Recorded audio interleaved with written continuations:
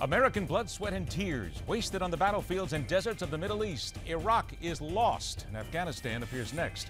Have we really learned anything from what is a military and foreign policy disaster? It was 13 years ago this day when Timothy McVeigh was executed for his part in one of the worst homegrown terrorism acts ever. Let's bring up education again and ask, have we learned anything since then? And how overwhelmed are we now with present and future generations of American-born terrorists? And speaking of macabre anniversaries, the double murder in California that changed the way you watch television news and turned courtroom drama into a national obsession. Join us as we question everything for June 12th, 2014.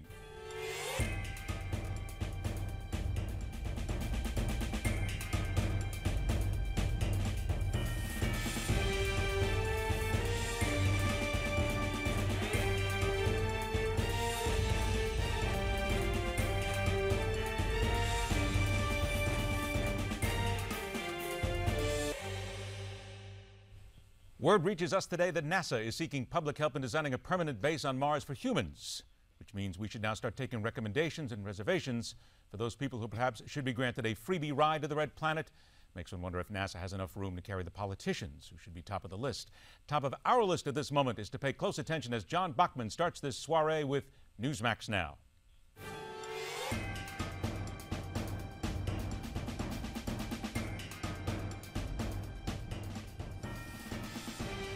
Thank you, Ed. We'll start off today with the Wall Street Journal reporting that Iraq has privately signaled to the Obama administration that it wants the U.S. to use drone strikes, maybe even manned aircraft, to push back against these Sunni extremists on the march in Iraq. Rebel fighters linked to al-Qaeda have seized control of Iraqi cities, government buildings, and military bases, and now the Obama administration is considering a number of options, including the use of drones to assist the Iraqi military who are currently fighting these Sunni militants. The Obama administration has declined to say whether the U.S. would consider conducting airstrikes with drones or manned aircraft at this time. Iraq has long been asking the United States to provide it with drones, but Washington has balked at the idea of supplying them directly to the Iraqi government. Excuse me, more news from Washington. Eric Cantor announcing that he's going to step down at the end of July as the House GOP leader.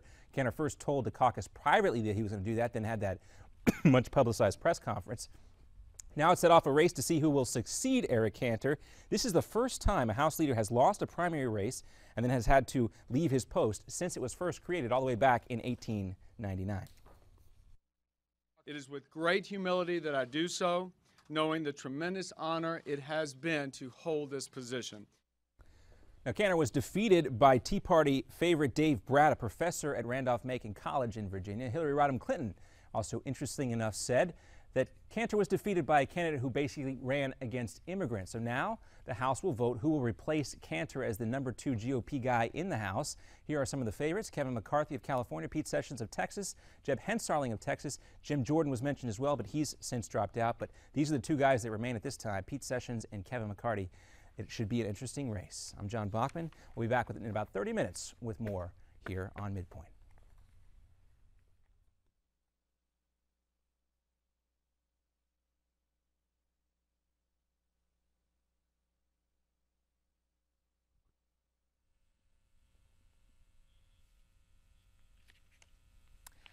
There was a time seemingly not long ago when the American people were told that we had managed to bring a sense of stability and the possibility of real democracy to Iraq. Saddam Hussein was dead, the country reveled in being freed, and there would be some stability in the Middle East. Fast forward to today in reality. Radical militants have once again changed the face of Iraq to a bloody battleground. On the surface, there is no reason to believe this country will ever become democratic. And the Obama administration has been plunged, as so many administrations before them, into a foreign policy nightmare for which there seems to be no escape. Joining us here in Midpoint to dig deeper into the issue is the senior fellow at the Center for Advanced Defense Studies, best-selling author and winner of the Bronze Star. We always thank him for his service. Lieutenant Colonel Tony Shaffer joins us today. Lieutenant Colonel, thank you for being here. Thank you for having me. Good to be on. Here is the main question I think everybody wants to know right now. Is Iraq completely lost? It's in the process of completely falling apart. And let me just give your audience a quick overview. The Kurds, for example, are taking full advantage of this, and they've taken Tikrit, which is one of the, Kirkuk, which has been one of their objectives for years. So not only is the ISIS making progress in destabilizing all of Iraq, you see other elements now taking charge and taking control. And most importantly, because of where the ISIS is currently at, what they're doing is they have the great potential of doing two things. First, potentially taking control of the Iraqi oil fields, which is what is the real crown jewel for Iraq, and separating the government itself from that region, and basically being able, if they go down Highway 1, separate Baghdad itself from Baghdad International Airport, and essentially surrounding the city. And there's really no credible force at this point in time left to stand in their way. So this is, as you mentioned in the opening, a foreign policy nightmare for this White House. I'm going to get to credible force in just a moment, but I want to bring Sure. everybody back here for just a second, because you said ISIS. And again, a lot of times I hear people use that, and we don't really dig into that enough. That is the Islamic State of Iraq and Syria. And I think Right. that has to be pointed out here, because we are not just dealing with what is left over in Iraq, but this is a spillover from Syria. This is a concerted effort, mostly by Syrians and the Syrian government and Syrian militants, in order to take over Iraq, join these forces together, and make it again a terrorist powerhouse, if you will. Yeah, and that's critical to understand, that this group has been working to establish its own zone of influence and governance in Syria for the past 2 years. And the sad thing here is my sources tell me that we've actually helped arm these guys, which is, I find, gravely ironic, considering the fact that our policy is to support the central Iraq government. Yet at the same time, according to sources, senior sources in Egypt I've spoken to, we have been taking and buying, and I'm going to quote this senior intelligence source from Egypt, just as he told me, the U.S. policy of buying weapons from pro-Al Qaeda groups in Libya, sending them through Turkey to pro-Al Qaeda groups in Syria, is not a good policy.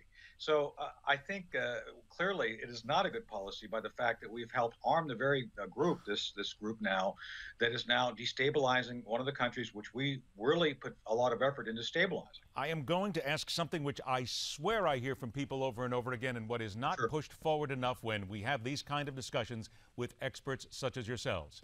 How Sure. can we be so stupid over and over and over again, especially when you say, as everybody else says, our weapons are winding up in the hands of militants and terrorists, Right. and we continue to make these same mistakes over and over again. We fall over ourselves to help these governments, and eventually what happens? They run, they throw off their uniforms, everything that we have worked for is gone. How Yes. can we be so stupid and not get smarter? Ed, we have idiots in charge. I'll just be that blunt, because you have like the high school debating team in charge of our national security right now. They are full of theories, they're full of highfalutin degrees, but they have no actual experience. And I spent a lot of time with former Reagan White House officials. One of my mentors is Bud McFarlane, who talked about the hard decision making they had to go through in similar circumstance. And this is not something you can rely completely on your Columbia education. You've got to look at how things really work in the real world. And right now, one of my colleagues sent me a list of all the equipment we left behind for the Iraqis. We're talking about M1 tanks. We're talking about APCs. We're talking about literally one of the most powerful forces. You can arm yourselves with these things. So whatever comes out of this, if a civil war comes, both sides will be very well armed to kill each other. Okay, so let's ask both sides of this then. Again, and using the phrase and working off what you said, idiots, and my question of asking how can we be so stupid and let ourselves get caught like this again. What could we have done in order to ameliorate this, or at least stop this from happening and getting to this point, other than not going into the country in the first place, which is what some people will say? And I'm of that group. There was no, in my judgment, no justification to destabilize Iraq the way we did it without having a plan to restabilize it. With that said, I'm with my friend General Tony Zinni on this. Once you go in there and break it, you've got to figure out a way to stay and stabilize it. What we should have done, Ed, is stayed in for several more election cycles to allow for the central Iraq government to get its own legs. We didn't do that. We decided, based on President Obama's own personal political timeline, to cut and run without really sitting down and making sure that the Iraq government was able to do what it said it wanted to do: protect the Iraqi borders, protect the Iraqi people. Now we're finding out that they couldn't and probably would not have for at least a while time. I think this could have been done, but again, when you depart halfway through the process of fixing things, it's not going to be fixed. Secondly, I think realistically now, our only option is the Kurds. The Kurds seem to be the most well-organized military force left in Iraq that's friendly to us. Frankly, I don't know if the government's going to be that much more effective in helping us do anything. So I think the Kurds have always been a natural ally. They've got their own autonomous area, and for goodness sake, they are the ones who probably can help control the oil. We don't want the oil to fall into the hands of Al Qaeda, and that would give Al Qaeda a huge bit of skin in the game globally, because they will be able to influence global markets then. So these are the things I think we need to look at more realistically. And then Ed, for goodness sake, we need to pick a side. We can't be supporting al-Qaeda on one side and Iraq on the other. Clearly, we see that doesn't work. Well, here's something else. I'm going to work off again something you said. You said get their own legs. Now, we've heard this before. America is a country that deeply wants to help. We are that kind of a people. We want to go in. We want to help bring democracy to the countries that want us to help. Absolutely. We always seem to be at the point where we say, we're going to wait until they get their legs, they get their government, they get set up. The recent video that we have seen has shown the military, the police, the security forces in Iraq throwing off their uniforms, running to the north as quick as they can. So we have an American population that is spending money and having American deaths on our hands with this, asking, why are we always willing to wait? Why do we wait? And have we not learned that it doesn't make a difference how much we wait? We can't seem to get anybody to take over their, at least I'm giving you perception now. The perception is we can't seem to find anybody to take care of themselves, and we've always got to be there. This is where the neocons made a mistake. No society is inherently ready for democracy. It has to have a certain maturity. We ourselves, in our revolution, took a good almost 20 years to get our act together. In this case, in Iraq, the population is very educated, and I think more than most willing to actually accept good governance over governance by a caliphate. And that's where I think this is all going right now. I think we had a real chance with the Iraqi middle class. They really were, that's what kept Iraq going under Saddam. But why did we fail with them then? If we had a chance with them, why did that fall short? Because the Maliki government, as much as anything else, as soon as we stepped away, they started erasing their enemies, pushing their enemies out. While we were there, we were a stabilizing force. And this is, again, Korea is a great example of this. North Korea has been held at bay since 1954. And South Korea is a thriving democracy. And I think that's a good example of where at least sustaining some level of troops has been very successful. So, we got to make a choice. Either we're going to be able to stay in there for the long run, like a South Korea situation, or don't go in at all. Don't make the investment, because once you make the investment, you need to figure out if you're going to, be there. We're still in Bosnia, for example, as well. So this is where needs to be a policy decision. We in the military will execute whatever mission we're given, but you need to have the policymakers make a very clear decision on what are our policy goals. Is this worth the blood and treasure and American lives that we're going to have to invest? And then stick with it if we're going to do it, and if not, don't even go into it. Is not part of the problem here, and again, I'm going to speak again on generalizations here and what the overall perception is that in these countries that we go into, many of them, they are at their core, through centuries, inherently corrupt and inherently fighting each other. So no matter what we do, this is what some people will say, you are always going to have corrupt governments, you're always going to have religious factions. You can't solve it and you can't fix it. Is that fair? That is fair. And Afghanistan is a perfect example of that. They live in the 10th century for the most part, other than Kabul and Kandahar. That's it. Everything else is essentially 10th century. You can't take a population which cannot read and write to any level and turn them into 21st century Jeffersonian democratic lovers of democracy. So what we have to do is accept the water for where it's at and then defend our own equities. Afghanistan, we were doing fine with 10,000 troops in 2003. We were going after terrorists. Our mission was anti-terror. The moment we tried to nation build is when we went off the rails. Same in Iraq. We should never have gone in there unless we had a real good understanding of what we were trying to achieve ultimately regarding the society there. So again, and as we leave Afghanistan, we're going to see the society kind of revert back to the way it was before we got there. And I still think that we have equities there. We need to make sure that al-Qaeda does not get a foothold to be able to attack us from there. With that said, Pakistan's still an issue. Iraq's going to be another issue. So we have to really pick and choose what we're going to invest in it. We can't do everything. We have to decide what is really in our national security. And if these countries, as we recognize, I agree with you, cannot be brought into the 21st century, then don't waste the blood and resources on that effort if we can't do it. 15 seconds, in your opinion. We get out of Afghanistan completely within 2 years or less, so we're going to be right back where we are today in Iraq? Same thing. We need to figure out what our equities are. In Afghanistan, I think we need to continue an anti-terrorism mission because al-Qaeda is coming back. Same in Iraq. We need to, I think, focus on allies in the region. Let the allies do the work. We help the allies. That should be our role. I think that should be the role. Lieutenant Colonel Tony Shaffer, thanks so much. It is always a pleasure to talk to you, and always a little fiery when we get going. I love it every day. Thank you, Ed. Thank you again. Thank you. There is the question that we now face ourselves and what America faces themselves with. What is your suggestion? What are your thoughts? Social media is how we do it here at Newsmax because we listen on an everyday basis to what you have to say to us. Tweet us, email us, get on Facebook, tell us what you think should be done. And maybe answer that question, why can we never learn? We question everything here on Midpoint. Imagine if you had a secret code for making money, a code buried deep within biblical texts. A code that certain investment titans have quietly exploited to amass billions. And what if this code could be used by you today to unlock vast amounts of wealth safely and ethically?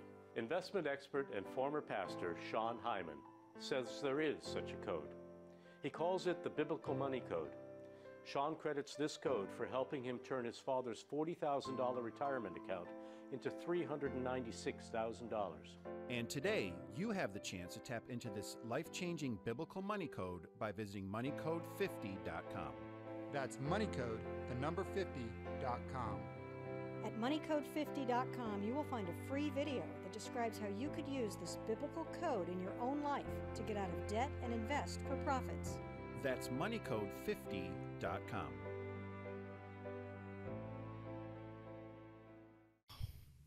What can that be? 52-year-old male complaining of chest pain. Clear. If you suffer cardiac arrest outside of a hospital, you have just a 7% chance of survival. Hi, my name is Dr. Crandall. As a cardiologist, I've dedicated the last 30 years to helping my patients win the fight against heart disease. That's why I wrote The Simple Heart Cure, to show you how easy it is to identify early warning signs, make simple heart-healthy changes, and reverse heart disease in just 90 days. You'll discover how to reduce your risk of heart attack by 61%. Lower your bad cholesterol, unclog your arteries naturally, safely lower your blood pressure, and so much more. This easy-to-read book shows you how to make simple changes to protect your heart. Dr. Crandall's best-selling book is available at bookstores everywhere, or go online to heartcure211.com and get your copy for just $4.95.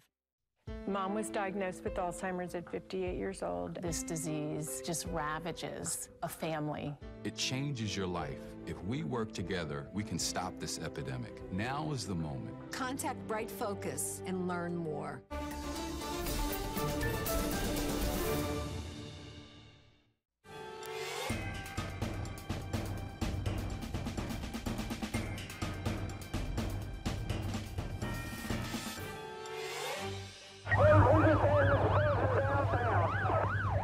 Side of the federal building has been blown off. Holy cow. Ambulance tell IMSA there'll be a mass unit dispatch. Tremendous blast came through the windows, blew us out of our chairs onto the floor. 24 acres, we're 97. We got damage and injuries all up and down Broadway. I thank the Lord that I wasn't sitting at my desk at that time, because that portion of the building is gone. Did every available empty get fire, everybody. They are bringing people out that are just covered in blood.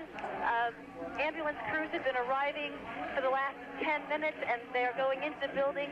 The whole back of the building just fell in on us.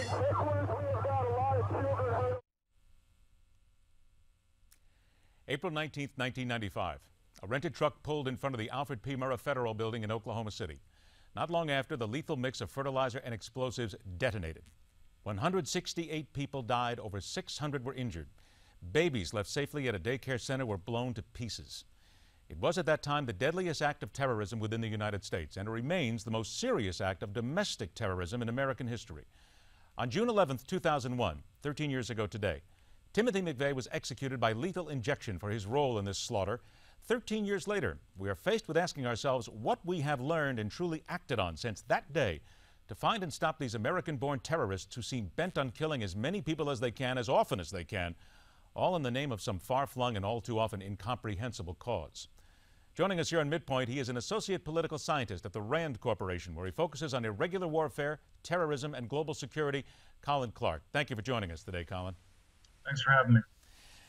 I get chills watching that and just seeing that video again from Oklahoma City for a number of reasons. I'm sure we all do. And I think the first question that everybody is going to ask as we look back at the execution of Timothy McVeigh on this day is, have we learned? Did we learn from that? And are we any better than we were then? Better off?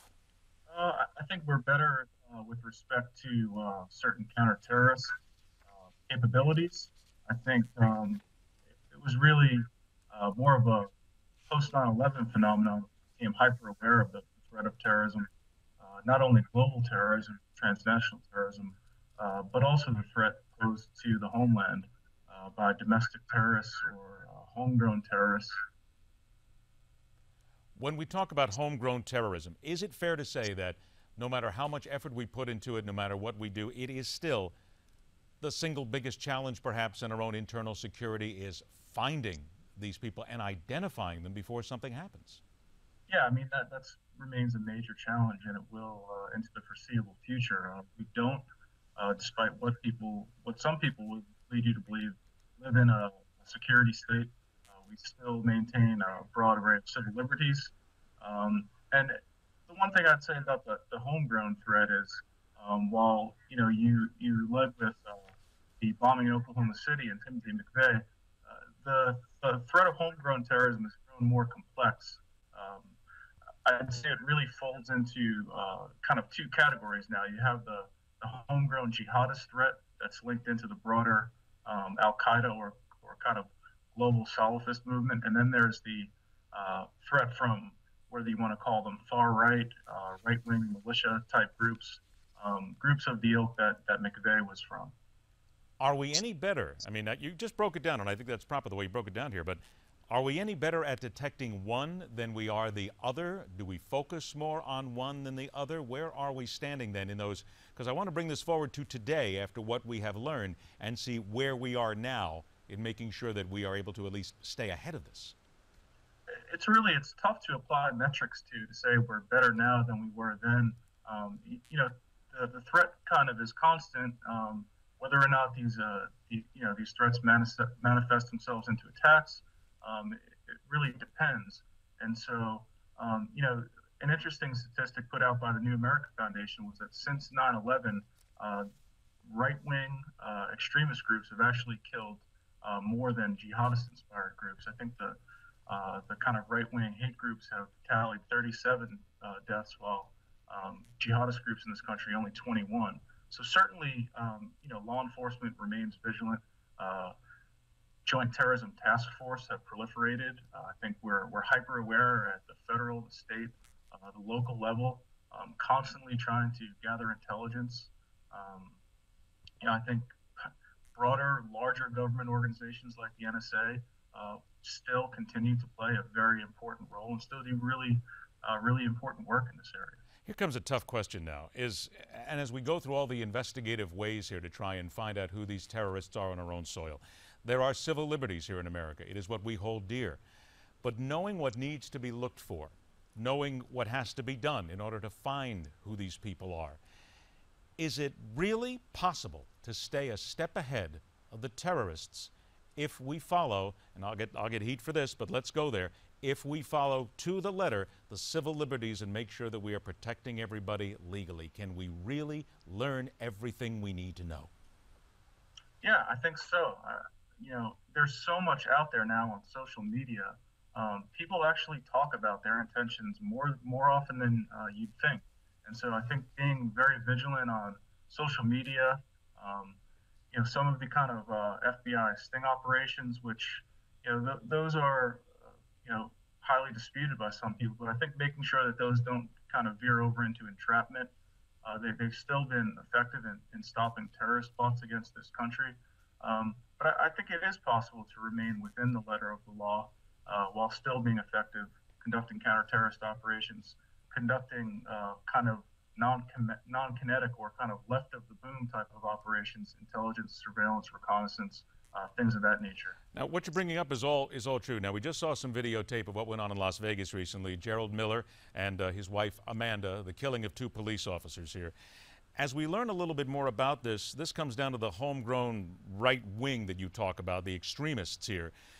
We now know that he was always going off, according to a friend, Jared was always going off spewing anti-government rants, filled his Facebook page with political cartoons that mocked police and other authorities. A recent post read, "We must prepare for war." He had said out loud, "The revolution has begun." So what can we do now, taking the lessons that we learned from Timothy McVeigh, who, of course, social media wasn't certainly as pervasive then as it is now. We didn't have all his rants out there. This was a very well-kept secret amongst a lot of people here. But taking the lessons of what we learned here and trying to get ahead of this, we're still missing. We seem to still be missing a lot of the signals that you just talked about that law enforcement supposedly should be right on top of. So that's what the general public wants to know. Why are we still missing them? Well, you mentioned signals, and I'd say more aptly it's signals to noise ratio, right? And so for every guy like Miller that's out there, there are probably dozens that are saying the same things, but that are actually never going to do anything about it. So it's more about kind of identifying who these individuals are, and if they're going to make it easy for law enforcement by posting these things, great, let's take advantage of that. But it's difficult to stop every attack. I mean, I'm sure you've heard the maxim that we need to be right 100% of the time. Terrorists only need to be right once. And although that phrase is a bit hackneyed and well-worn, nevertheless, it remains true. At the level of security that we're at today, and I know all we're going to do is do a supposition here now, but knowing what Timothy McVeigh went through, the rental of the vehicle, getting the ingredients that were out there, if we were at the level then that we are today in understanding homegrown terrorism, do you think we might have been able to catch this guy before it happened? Yeah, I mean, it's possible because awareness plays a big part.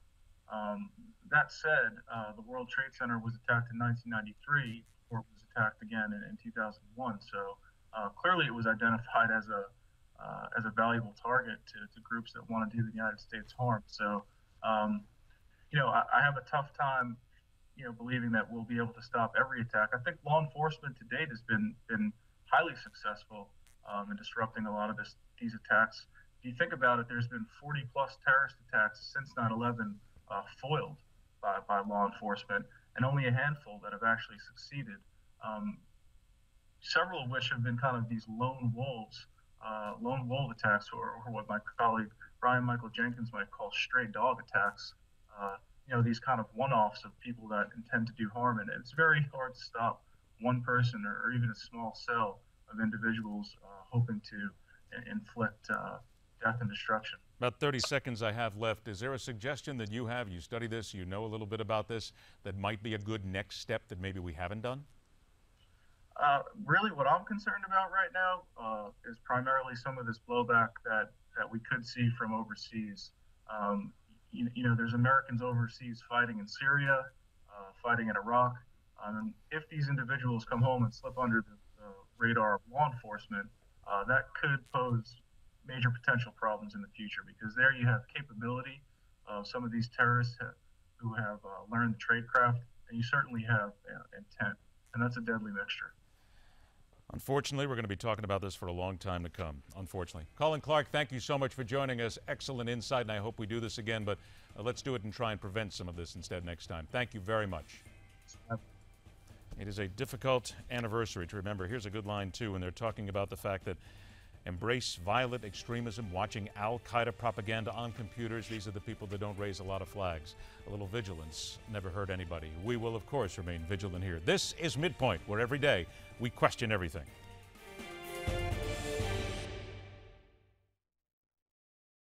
Attention seniors and baby boomers. A new website has been created just for you. MyBenefits811.com. At MyBenefits811.com, we reveal a weird trick that could help you add $152,000 to your Social Security payouts. For example, did you know how you file for Social Security can dramatically change the amount of money you collect? One simple step could add up to $1,000 to your monthly payouts. And other strategies we found reveal 33 ways for big savings on your health care. At MyBenefits811.com, you will also discover how you could save up to 50% on your groceries, along with 49 other ways to save as much as $50,000 starting today.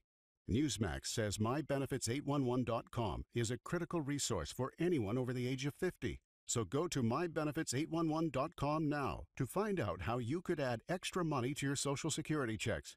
That's MyBenefits811.com. MyBenefits811.com.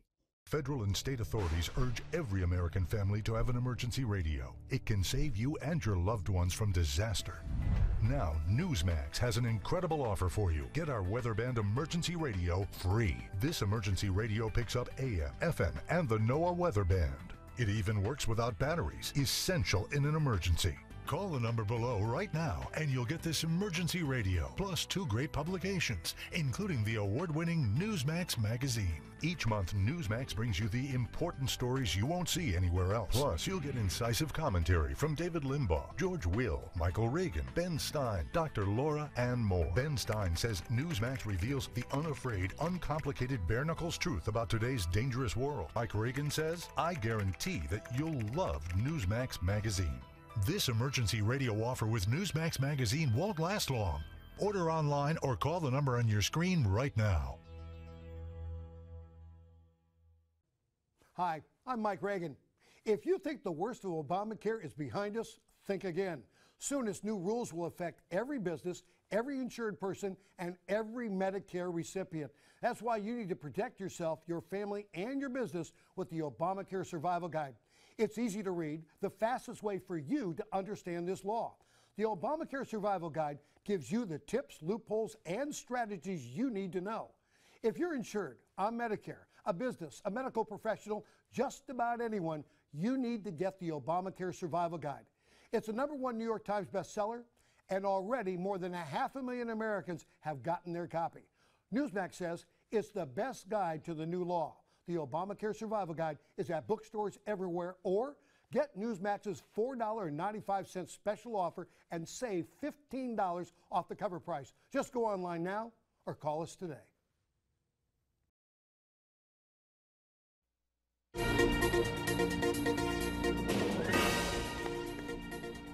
Welcome back. I'm John Bachman. This Newsmax Now update will start in Iraq, where the radical Islamist Sunni group known as ISIS has been storming across the country this week, and they are now vowing to march directly into Baghdad. Fears continue to mount within the Shia-led government about the lack of ability to slow down this advance. Iraq's foreign minister says the takeover of Mosul this week by ISIS is, quote, a major setback. The Prime Minister is in London as we speak for a global conference hosted by the UK. And he says that based on information that they've received today, Iraqi forces are regaining some control of the region. However, we have also heard reports that Iraqi forces have been fleeing and leaving behind their weapons. Also today, Pope Francis sending a message on the eve of the World Cup. He says, let the game be about teamwork and solidarity, not about a show of racism and greed. Pope Francis, who loves football, he's from Argentina, has recorded a video message that's going to be broadcast today on Brazilian TV ahead of the opening match. And today also marks the 20th anniversary of the murders of Nicole Brown Simpson and Ronald Goldman. It's one of the most infamous murder cases in the 20th century so far, or back then. Nicole Brown Simpson and Ron Brown were found murdered inside Simpson's Los Angeles condo. Her ex-husband, NFL Hall of Famer O.J. Simpson, was eventually charged with those murders. And as almost everybody knows, the jury found him not guilty. And comedian Tracy Morgan remains in critical condition following a crash on the New Jersey Turnpike. James McNair, the 62-year-old comedian traveling with Morgan, was killed in that accident. Also, the Walmart truck driver that slammed into the comedian's van pled not guilty to vehicular homicide in a New Jersey courtroom yesterday. Prosecutors say Kevin Roper, the driver, had not slept in more than 24 hours when that crash occurred. And we're right back. Welcome back in, everybody. Time to go ahead and talk a little bit about what we have heard in the news. Of course, John Bachman stays with us here on set. Francesca Page joins us here, our special correspondent as well. We weren't going to do this right off the top, but I figured since you talked about it, the O.J. Simpson, this was the anniversary of the actual discovery of the bodies. Of course, everybody now knows that the white Bronco chase was something that has changed television forever. We're going to talk about that later on in Midpoint. But where were you? I mean, not just the murders itself, but is it the Bronco chase the first thing you remember? No, actually, I remember the murders, and it being almost directly, everybody started looking at O.J. kind of right away. I was actually in Paducah, Kentucky, of all places. I was at a baseball tournament with I think it was my 14 or 15-year-old summer traveling team. God, he's so young. And we had just finished, back in those days, we would play these triple headers. And it was the middle of summer. It was like 106 degrees in Paducah, Kentucky. And I remember we got into the car after the game and we turned on the radio and we heard about what was going on. And I guess this was during the slow speed chase. And, I remember very vividly where I was and the reaction with all my teammates. Could not believe O.J. Simpson. And, for someone like myself who was a big fan of The Naked Gun, trying to, trying to compare the image of O.J. we can laugh, but the actor and the car rental commercials with this guy who was being looked at and being chased here by the Los Angeles police as, a murder suspect. It was just astounding. And then to watch it all play out on TV for the first time, I'd already had an interest in getting into television, but that really stoked that interest quite significantly. If you think about it, and what he did afterwards with the white Bronco chase shows that there was an intelligence correlation between O.J. Simpson and Nordberg. Let's go ahead. Where were you when you first heard about it? Well, I was just thinking that across the aisle in the UK, you know, we looked at an event like this and went, oh, here's another Hollywood American movie for you, you know, because you're absolutely right. Everything from the car race to the circumstances, it played out like a Hollywood movie. So for us, you know, this is an American man here, and it was more or less, who is this guy? You know, what? It's another. Here we go, another American car. But you really didn't know who he was. I mean, we all here in America, everybody knows O.J. Simpson, but overseas, it's like, who is this guy? No, we really didn't know. We just had to wait and hear from you guys over here as to exactly what was going on and who he was. What I think is most amazing in all this is here we have a new poll that's out within the last week that talked about whether or not people thought he was guilty. Obviously, at that time, there was a preponderance of African Americans who felt that O.J. Simpson was completely innocent, that he was railroaded. White America basically said he was guilty. Now we come to a new poll, and I don't have the numbers right in front of me, but it talked about the differences. Now you have more African Americans believe. They now believe he was guilty. It's even more overwhelming now. I'm sorry, but I have to speak as someone who saw this happen and was in the news industry when it happened, couldn't believe for the life of me that anybody would even think for 1 second that the man was innocent. So it shows how times have changed and people are now finally starting to understand and learn more about the case. And also a kind of a reminder that karma can come back and get you. if in fact, I can't say definitively if O.J. did it, that's not for me to say, but let's not forget where O.J. is today, in a prison cell. Right. In Las Vegas. In Las Vegas, of all places. Involved in that case where he tried to get some of his memorabilia back, a downward spiral. You know, so the ultimate judgment will be had by the man upstairs, but regardless of what happened in this particular case, O.J. Simpson today is in a jail cell. Which is where he should be, as many people Your feel. words, Ed. You know something, I'm very happy to say that, having covered all the news and been there, and I have a lot of friends in the legal community, and when this was going on, we talked constantly. Friends of mine who were in Los Angeles based there. They were very close to the case. And as far as his guilt is considered, from that moment, every single person I talked to, didn't make a difference. White, black, Hispanic lawyers made no difference. They said he's guilty. Every single person said that without one single person even saying for a moment, we think he's innocent. And I just had another thought too, which is this might sound a little flippant, we don't want to do that, but you know, how far this stretched into popular culture. If there are any Seinfeld fans out there, remember Jackie Childs, the defense attorney for Cosmo Kramer, loosely based on Johnny Cochran, you know, the famous "if it doesn't fit, you must acquit." You must acquit. And that's probably what got O.J. off. If he did it. Again, I should clarify. It's just if he in fact did it. Although a court of law has said he did not. Well, the civil case found him guilty. That's true. The criminal case did not, but the civil case, because he had to testify in that case where he did not have to testify in the criminal case. Man. Just making that point while you're there. Just to point out, too, a little bit later on, Jeffrey Grimshaw, who's a TV media critic. I've known him for many years. Jeff has been in the business. He's going to join us later as we discuss the changes that the O.J. Simpson case brought about in the media and the broadcast news that you watch today. By the way, what do you think? Go ahead and tell us on social media, because still, even though it's years later and decades later, the O.J. Simpson case is still one of those that will always captivate the imagination. Guilty or not, you can tell us, because we will continue and we will always question everything on Midpoint. Meet Jim. Like many of us, Jim enjoys a busy life. Between work, family, and friends, his days zip along. And Jim has the energy to tackle almost anything. But lately, Jim's get up and go has literally taken on a new meaning. Jim's always put focus on a full night's sleep, but it seems like these days, he's up and down to go to the bathroom so many times he can barely wake up in the morning. His prostate concerns have him sad, tired, and worried. Activities that were once enjoyable now seem like a chore for Jim. His golf game is at the mercy of his bathroom schedule. Family outings are planned around it too. Jim even has difficulty going to the bathroom. He's tried so many prostate remedies he can't keep them straight, and nothing ever seems to help. Then Jim found out about Prostate Revive, the all-natural dietary supplement specifically formulated for men, targeted towards improving and sustaining normal prostate function. Prostate Revive includes 15 super ingredients never combined before, including saw palmetto extract, beta-cytosterol, pomegranate fruit extract, selenium, and other high-quality nutrients.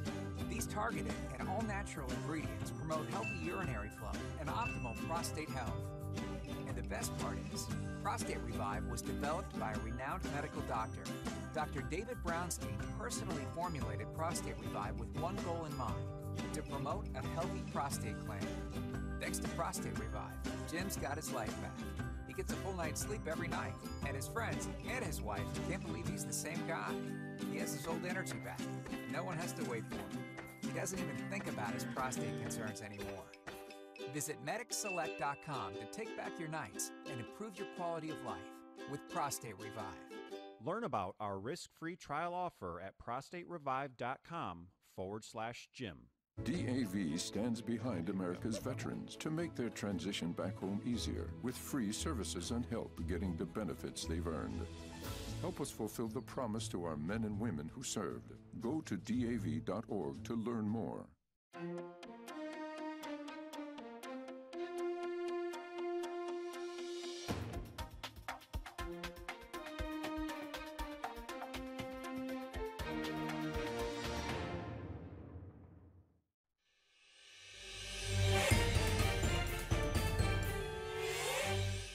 Simpson told police he was in Chicago at the time of the killings.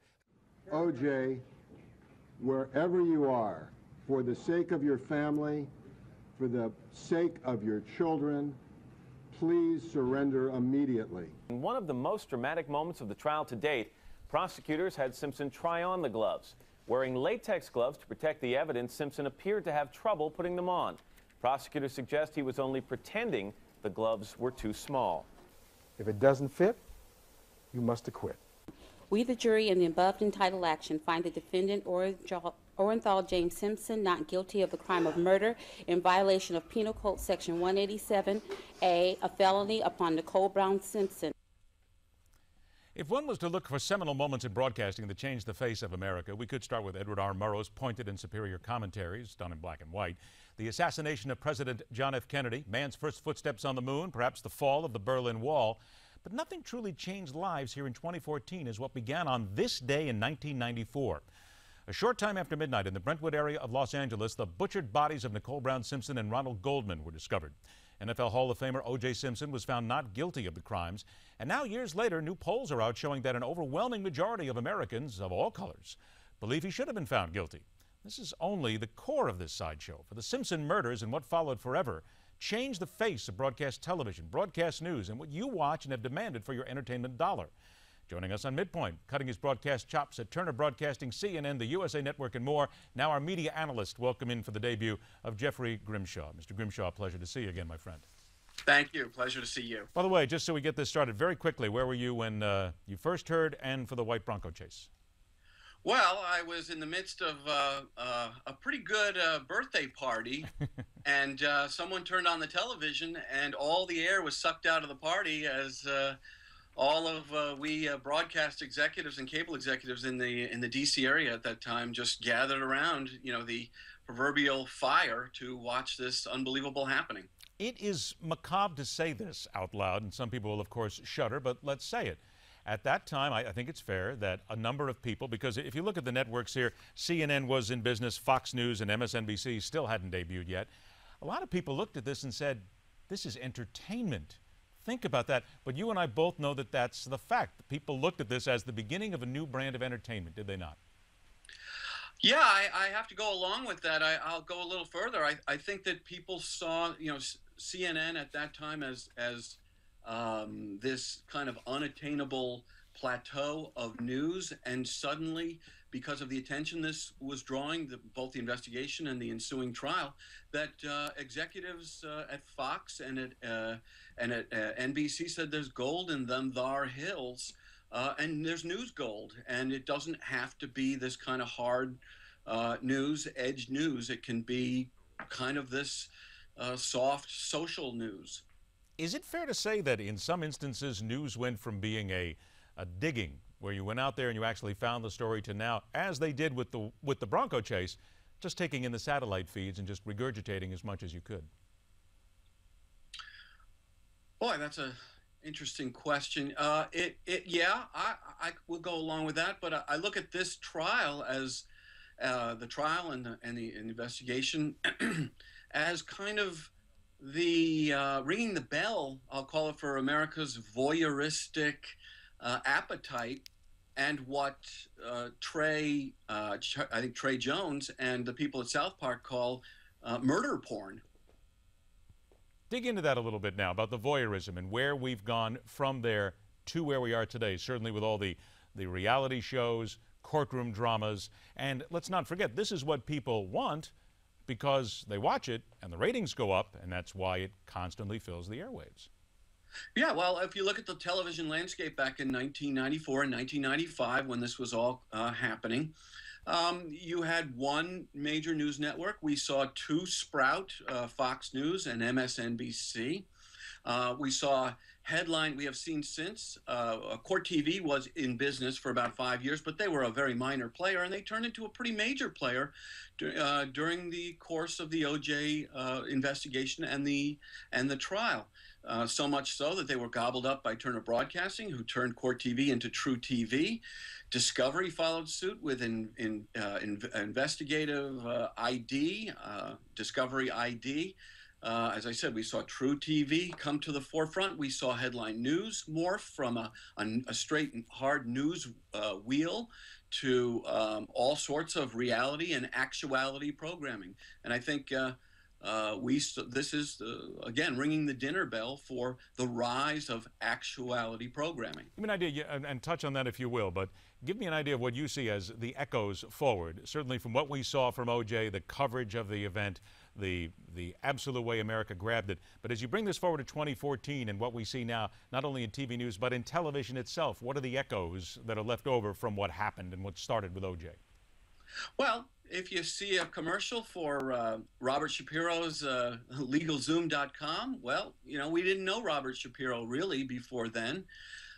We saw the rise and falls of all sorts of legal stars from that trial, and some who have kind of faded. The Marcia Clarks and the Chris Dardens, you know, they had their 15 minutes. Robert Kardashian, dearly departed.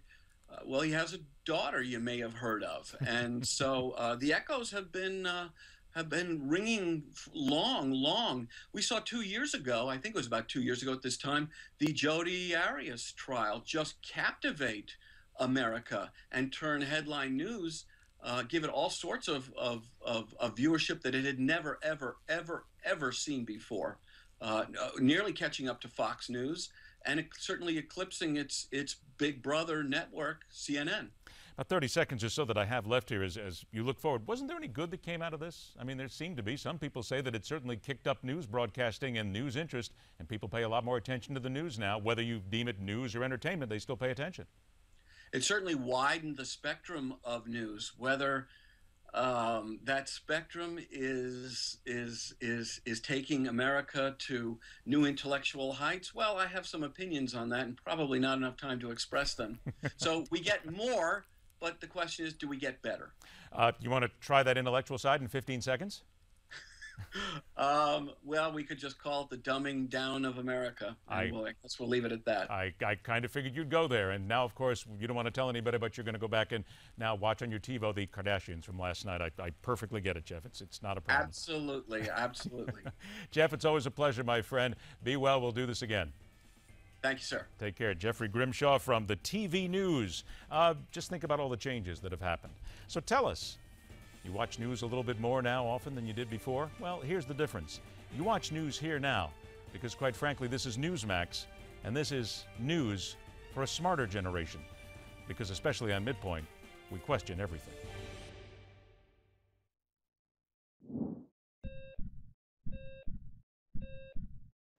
More than 76 million Americans are currently living with high blood pressure, but only about half of them have their blood pressure under control.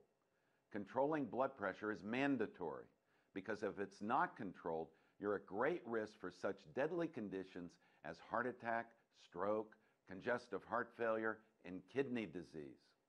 Most doctors consider uncontrolled hypertension as an excuse to prescribe more medication. But there can be some hidden reasons why your blood pressure is persistently too high. To find out, here are the important questions you must ask your doctor. First, ask your doctor if there could be an underlying reason why your blood pressure is too high. The vast majority of people have essential high blood pressure, which means that it occurs for no identifiable cause. But some people have secondary high blood pressure, which means there is another condition involved, and once it is treated, their high blood pressure disappears. Here are the major causes of secondary high blood pressure: kidney problems or disorders, adrenal gland tumors, certain defects in blood vessels you're born with, congenital, illegal drugs such as cocaine and amphetamines.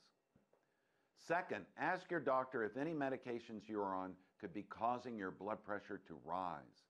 Certain medications such as birth control pills, cold remedies, decongestants, over-the-counter pain relievers, and some prescription drugs can cause or contribute to high blood pressure.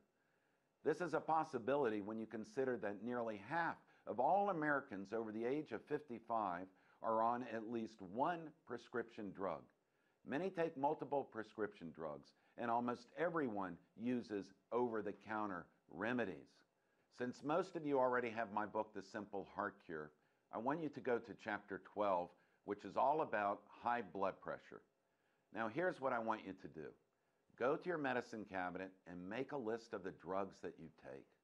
Include the over-the-counter ones as well. Check their labels or informational brochures. Do any of them list hypertension or high blood pressure as a side effect?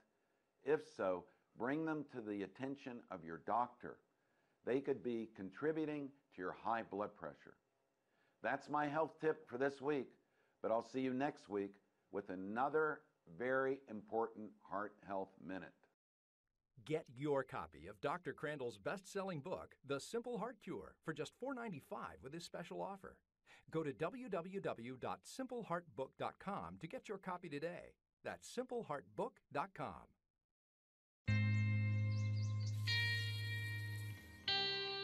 Time to wake up.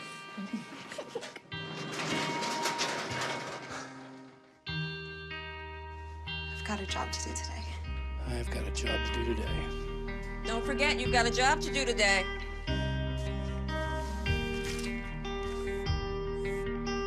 Hey, Mom. I got the job. Thanks.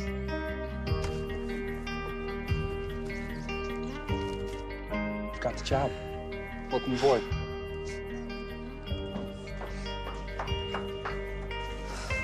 Have a good first day at work, Mom. Your donations to Goodwill will fund job training programs right in your community. Feels good to start fresh, right? Sure does. And like that, you're a job creator.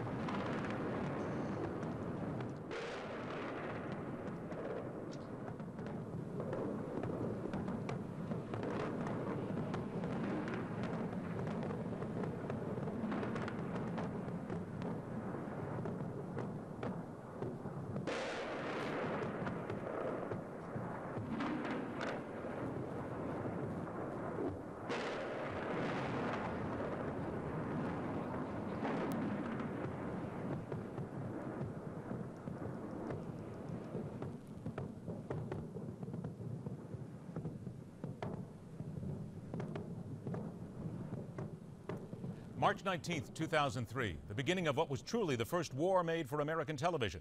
The United States did everything but send out engraved invitations to Saddam Hussein and his ragtag military forces for weeks in advance. We're coming and there's nothing you can do to stop us. This campaign started on the 19th, went for 2 days, and then the main coalition bombing campaign began. Some 1,700 air sorties, over 500 using cruise missiles, decimated cities and laid waste to large portions of what was once considered a mystical and magical place in the Middle East. Until, of course, a murderous, homicidal maniac got his hands on the joystick. This part of the war didn't last long. Coalition ground forces took Baghdad on April 5th, and victory was declared April 14th. Iraq was free, or so we were led to believe. A good number of the people welcome Americans with open arms, thrilled at having been given a chance to perhaps, just perhaps, rejoin the international community. Saddam Hussein was found and executed 3.5 years later, somewhat anticlimactic for many. In 2006, we were led to believe Iraq was a country successfully getting back on its feet. And many noted that thanks to America and her allies, the right and necessary thing was done in liberating this country and bringing peace to a people who truly wanted it. That was 8 years ago. In these interim seasons, Iraq faded from our collective view as so many other concerns took center stage. The first African-American president, cyberbullies, widespread unemployment, Miley Cyrus, the really big stories, of course.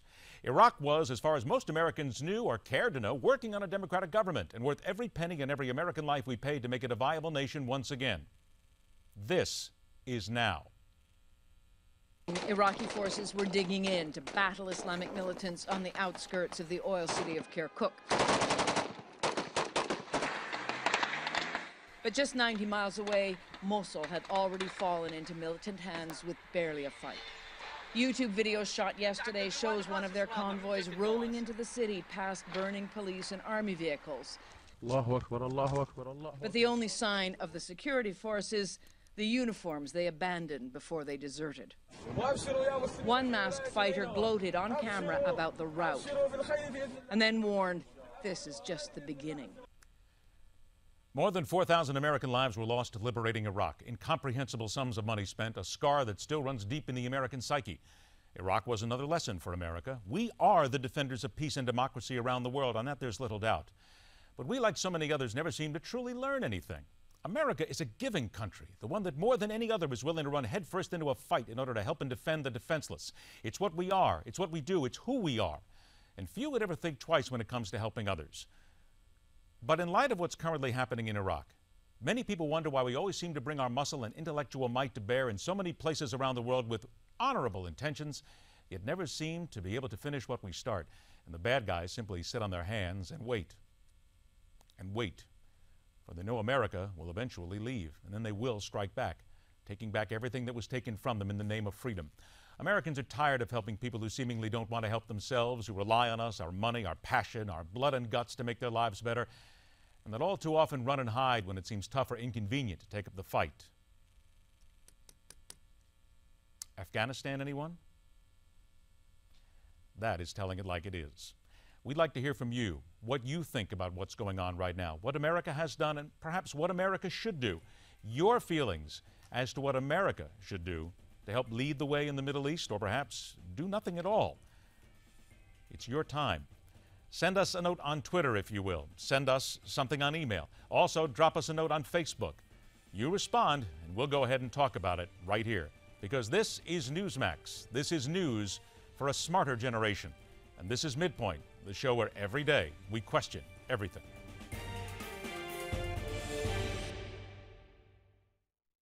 Hi, I'm Mike Reagan. If you're a senior or baby boomer, you may be missing out on some important information. Tens of millions of boomers are set to retire, yet many don't know that how you file your Social Security can dramatically change the amount of money you collect. That's why Newsmax created a special report offering you the best strategies to maximize your Social Security benefits. For example, this report reveals a weird trick that could help you add up to $152,000 to your Social Security payouts. It also shows how some qualifying recipients can add up to $1,000 to their monthly payments.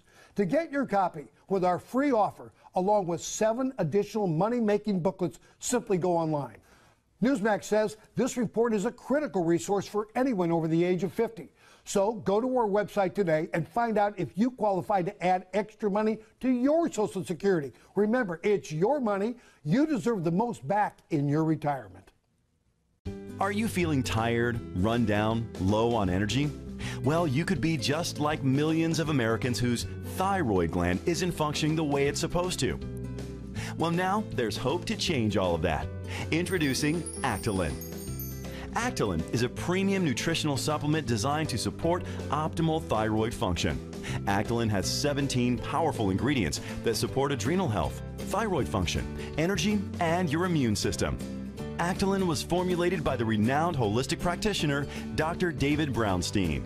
And now, for a limited time, you can get a free bottle of Actilin with our special offer. You pay only for shipping and handling. Act right now and get Dr. Brownstein's free special report, A Doctor's Guide to a Healthy Thyroid. Get Actilin and the special report. Sign up today at getactilin.com. That's getactilin.com. Or call us at the number below.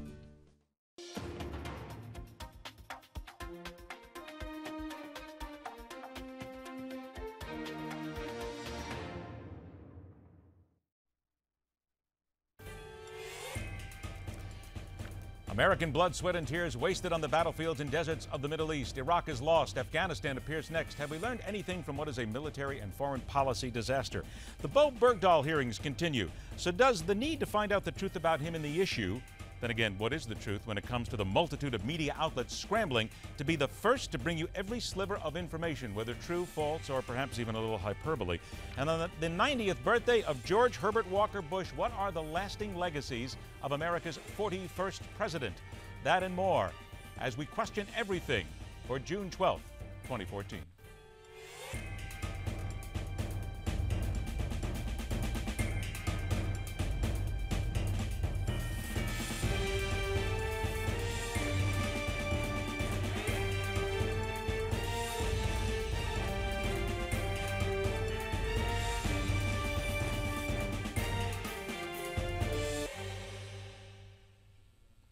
Welcome back, everybody. Let us remind you a little bit more of what is coming up here, because quite frankly, it's funny. We started today and we were waiting to look for some news, and we saw George Herbert Walker Bush getting aboard an airplane and taking off again to skydive on his 90th birthday.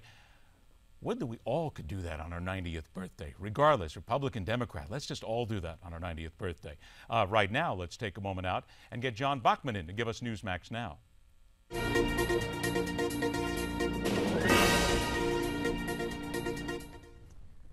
Well, I will begin with some news we're getting from Washington right now. President Obama speaking at the White House, discussing the situation in Iraq, saying that Iraq will need additional assistance from the United States to push back against the militants. The Sunni militants have been marching across that country, this group ISIS, although the president did not specify what exactly that additional U.S. assistance would be. The president meeting with Australian Prime Minister Tony Abbott today at the White House, but dealing with the issue of Iraq. Meantime, in Iraq, the Iraq's Prime Minister has asked the United States for those airstrikes in the past. The New York Times reporting this today.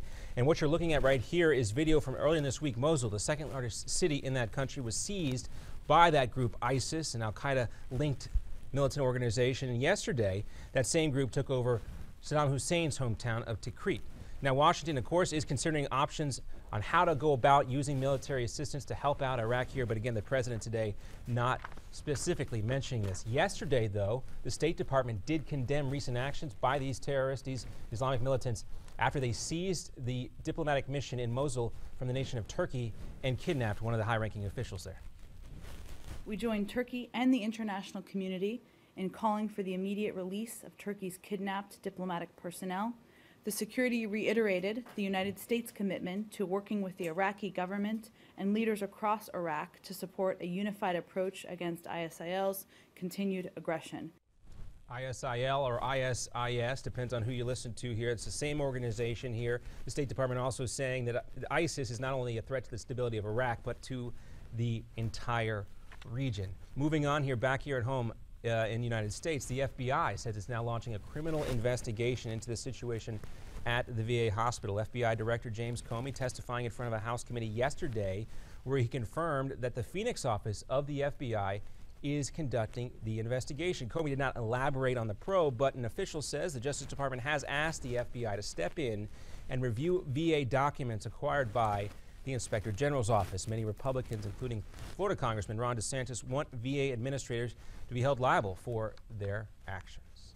The information I have today from my capital, really the situation started to be reversed, and the Iraqi security forces have managed to reorganize and to push them back, and it is a setback definitely for the Iraqi security forces who collapsed in the city, in the largest city, and abandoned their weapon and equipment. And there are indications they are withdrawing from Mosul. because of the counter-offensive or attack. This has been one of the most serious threats really we have faced over the last several years. There is a cry for help coming from the Middle East. Iraqi Foreign Minister Hoshyar Zebari has admitted that their military has completely collapsed and commanders are fleeing to the north. In other words, Iraq is once again a lawless, terrorist-run country, and what was once supposed to be a place where America had helped to bring democracy is now again a complete disaster. So where do we go from here? Welcome to Midpoint. From Lignet, the Langley Intelligence Group Network, former CIA analyst Letha Ruth joins us here in studio. Lisa, good to see you again. Thank you very much. All right, there's the question right now. Let's start. Where do we go from here? No place good, I'll tell you that much. You know, unfortunately, we're in a situation exactly as you said. Iraq is unraveling. We're now almost in 3 separate countries, really. You've got the Shiites, you've got the Sunnis, and you've got the Kurds in the north. I don't see it getting better anytime soon. But unraveling, let's start there, because that seems to be the word that everybody's using. Wait a minute, this has been going, it's not as if this caught us by surprise, something else I'm going to talk about in a minute, but this is not as if this happened overnight. We've been watching this now for years to happen, so aren't smarter minds supposed to be able to know that it's going to happen and we need to get ahead of it? Well, I think my guess is every analyst in the agency has been saying for months, years, hello, folks, this is not going well. But when I say unraveling, it has kept a little lid on it for a while. That lid is off. This has been going on for a long, long time, and things are now deteriorating. Maybe that's a better word. No, it's true, but what you said is it's what people say. It's what we hear a lot of the populist newscasters say, is that it's unraveling. I want to touch on what you said about people at the agency sitting here. Let's face it, the people at the CIA, they've got a clue. They know what's going on here. Are we looking at another instance here where perhaps a group of people in the CIA watched this, saw it, put up a hand and said, hello, and no one listened? Again, I don't have insider information, but absolutely. As you said, at the point when news services and people like you and I are looking at this way down the road a year ago and watching everything happening and things starting to fall apart, I have absolutely no doubt the agency has been warning that this has been going on. And probably not only the agency, DOD, all the intelligence services. This is not a surprise. The signs have been in place for a long time, and the divisions have been increasing. So absolutely, my guess, very, very strong, intelligence has warned about this. Let's bring this up, and I brought this up last hour as well, but I want to get your take on this as well. Make sure that we use this word ISIS, and we have to explain this now, because I think some people are throwing it out there and it becomes one of those abbreviations. People go, oh, ISIS, and they don't really know. Islamic State in Iraq and Syria. Yes. Let's stop there. Syria to me seems to be the key word here, because, please correct me if I'm wrong, it doesn't seem as if Iraq could do this without a whole lot of help from the guys over here. Well, you know, again, we're both sides. The Iraqis, you're talking about a porous border situation here. And really, they're building on each other. We know the situation in Syria is bad, again, getting worse. We know the situation in Iraq is bad, getting worse. The thing we're talking about, there's fighting. ISIS is winning. It's not just fighting here. You've got a situation where they're getting stronger both in Iraq and in Syria, and they're feeding on each other. How long has this been going on? And I'm not talking about the conflict itself, but we talk about ISIS, and this is not something that we've heard a lot of here. It seems to have crept up on us here in the last few weeks or so. How long has this whole Syria getting involved been happening? Well, and again, I don't think it's new. I think it's something that has been happening. But frankly, Americans, you know, we get fed different things by mainstream media, and this has not been a particularly interesting story until it blows up in our face. This has been going on for a long time. And if you look at the Syrian conflict, again, back to why the U.S. and other Western countries have not been able to come to a decision on arming the rebels in Syria, part of it is ISIS. You've got these guys there. They're very strong. They're fighting among the rebels. This has been going on for years. It's just that it's only now reaching a critical mass that's capturing our attention. Let's take this one step further. This has been going on for years, but let's go back to the Sunnis, the Shiites and the Sunni Muslims. This has been going on for centuries. Absolutely. And I think that's something that people miss. We have not been able to change minds. It's always that old thinking process of win hearts, win minds or something. Is it just impossible at this point to win hearts and win minds in that area of the country? Well, you know, let me give you two sides of it. One is there are people now who are saying one potential from this is nobody wins from ISIS. I mean, not the Sunnis in Iraq and not the Shiites in Iraq, not the Kurds in Iraq. There is an outside chance, and I'm talking a tiny sliver of a chance here, but that this could bring the Iraqis closer together. Sunnis who are not part of ISIS, and as you know, we have to be careful about saying they're Sunni. Yes, they're Sunni, but they're not supported completely by the Sunnis. They don't want these guys in. Nobody wants these guys in. So there's a tiny possibility they could work together. However, going back to your original thing, let me throw in another little thing in the mix. Iran, which is Shiite, is now talking about potentially helping Iraq. How does that change the situation if you got Iran coming into Iraq and helping out to protect the Shiites? And we know that this was a possibility. I think that's the thing that has most Americans asking. We sort of knew this happening. We saw this coming, and again, 4,000 American lives basically lost in Iraq now, and they are really. Can we finally just say this out loud here, that these were 4,000 plus American lives that were lost all for nothing? Unfortunately, I think I have friends who died in Iraq, and I'm sure we all know people. Yes. It's a very, very sad situation. When America pulled out, there was a lot of talk, it's too early, they're not ready, the military collapsing. It's very difficult to look at this and say, this is not partially the result of an early withdrawal. That, I think, is what people are going to be asking about, certainly as we get towards Afghanistan now.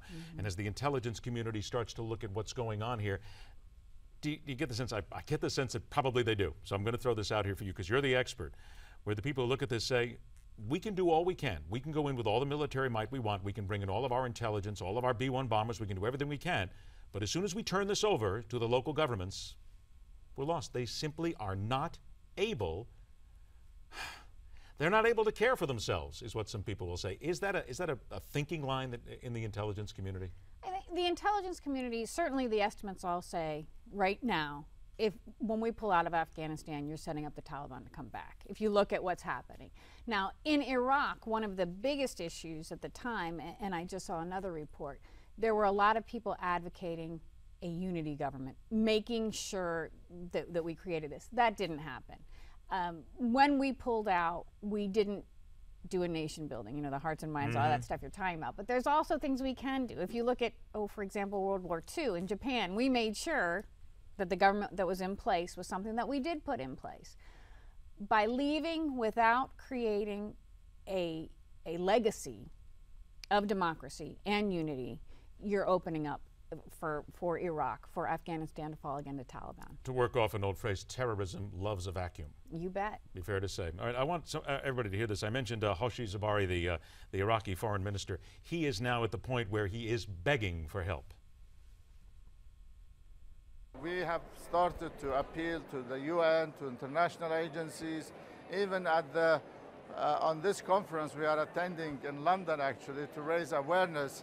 And I think there would be some movement and some actions to provide further humanitarian aid and assistance to the displaced people. But the goal is really not to put them in any camps, to get them back as soon as the situation in Mosul allows that. Okay, now here comes the next difficult decision that we're going to have to make here. Foreign policy, the Obama foreign policy. The president sits here right now. They're being asked for help. What can he do? Oh, well, what can he do? We've opened up a can of worms here. What can he do? What is he able to do at this point? They've talked about airstrikes, for example. We could do airstrikes. My guess is that would be a difficult thing. Again, as you said, we're really in this very difficult position. He has specifically said, we're not going back into Iraq. What do you do now? You're being begged. At the same time, as we just talked about, looking over your shoulder, there's Iran saying, oh, okay, well, if you need help, maybe we'll come in. Does the United States go back, despite what he said, we're not going into Iraq? Do you go in? Boots on the ground? I can't imagine we're going to commit that. We're walking into a real terrorist problem, hornet's nest. It seems as if, from what you're saying and what many of the experts are saying, that at this point the only real option that the president has is to do nothing. At this point, airstrikes, okay. There's been talk of weapons drops. I believe there already have been some. Yes. But other than that, really can't. The American people won't stand for it at this point. I think it would look at Ukraine, which certainly was a different situation. Sure. But we weren't prepared to send people in there. You look at the polls, it's very, very clear. America does not want boots on the ground over there. We've already lost, as you said, 4,000 people in Iraq. How many more are we willing to give up?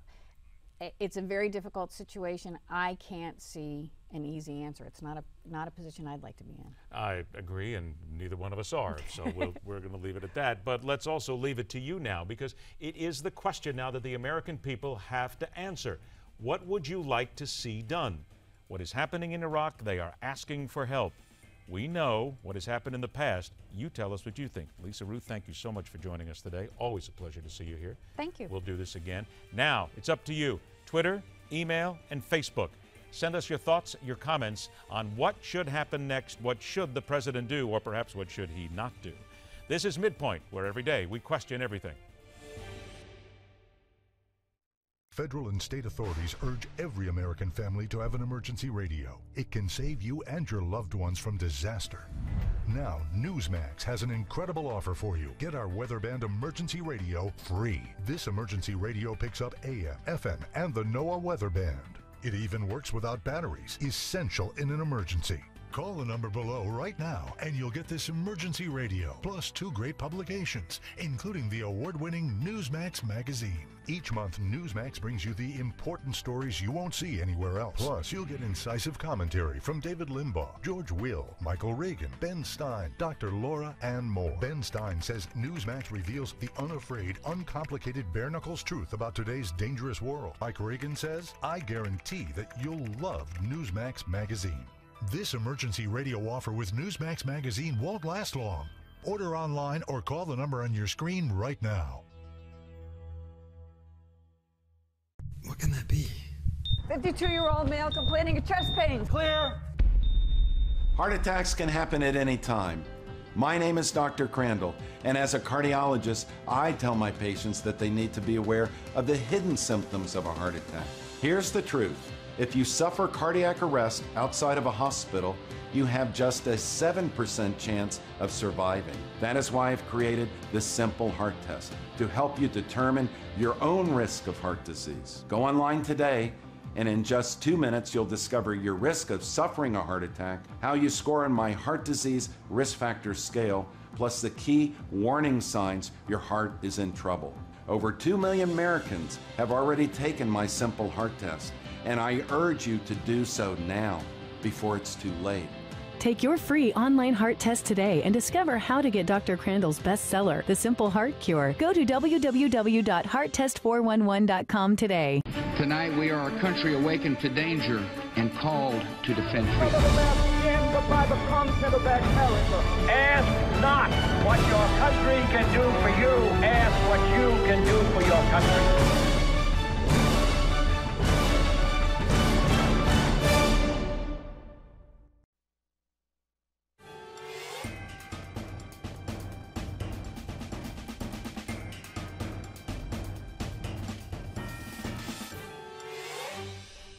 That the speed with which we moved in this case has caused great frustration, legitimate questions, and concern.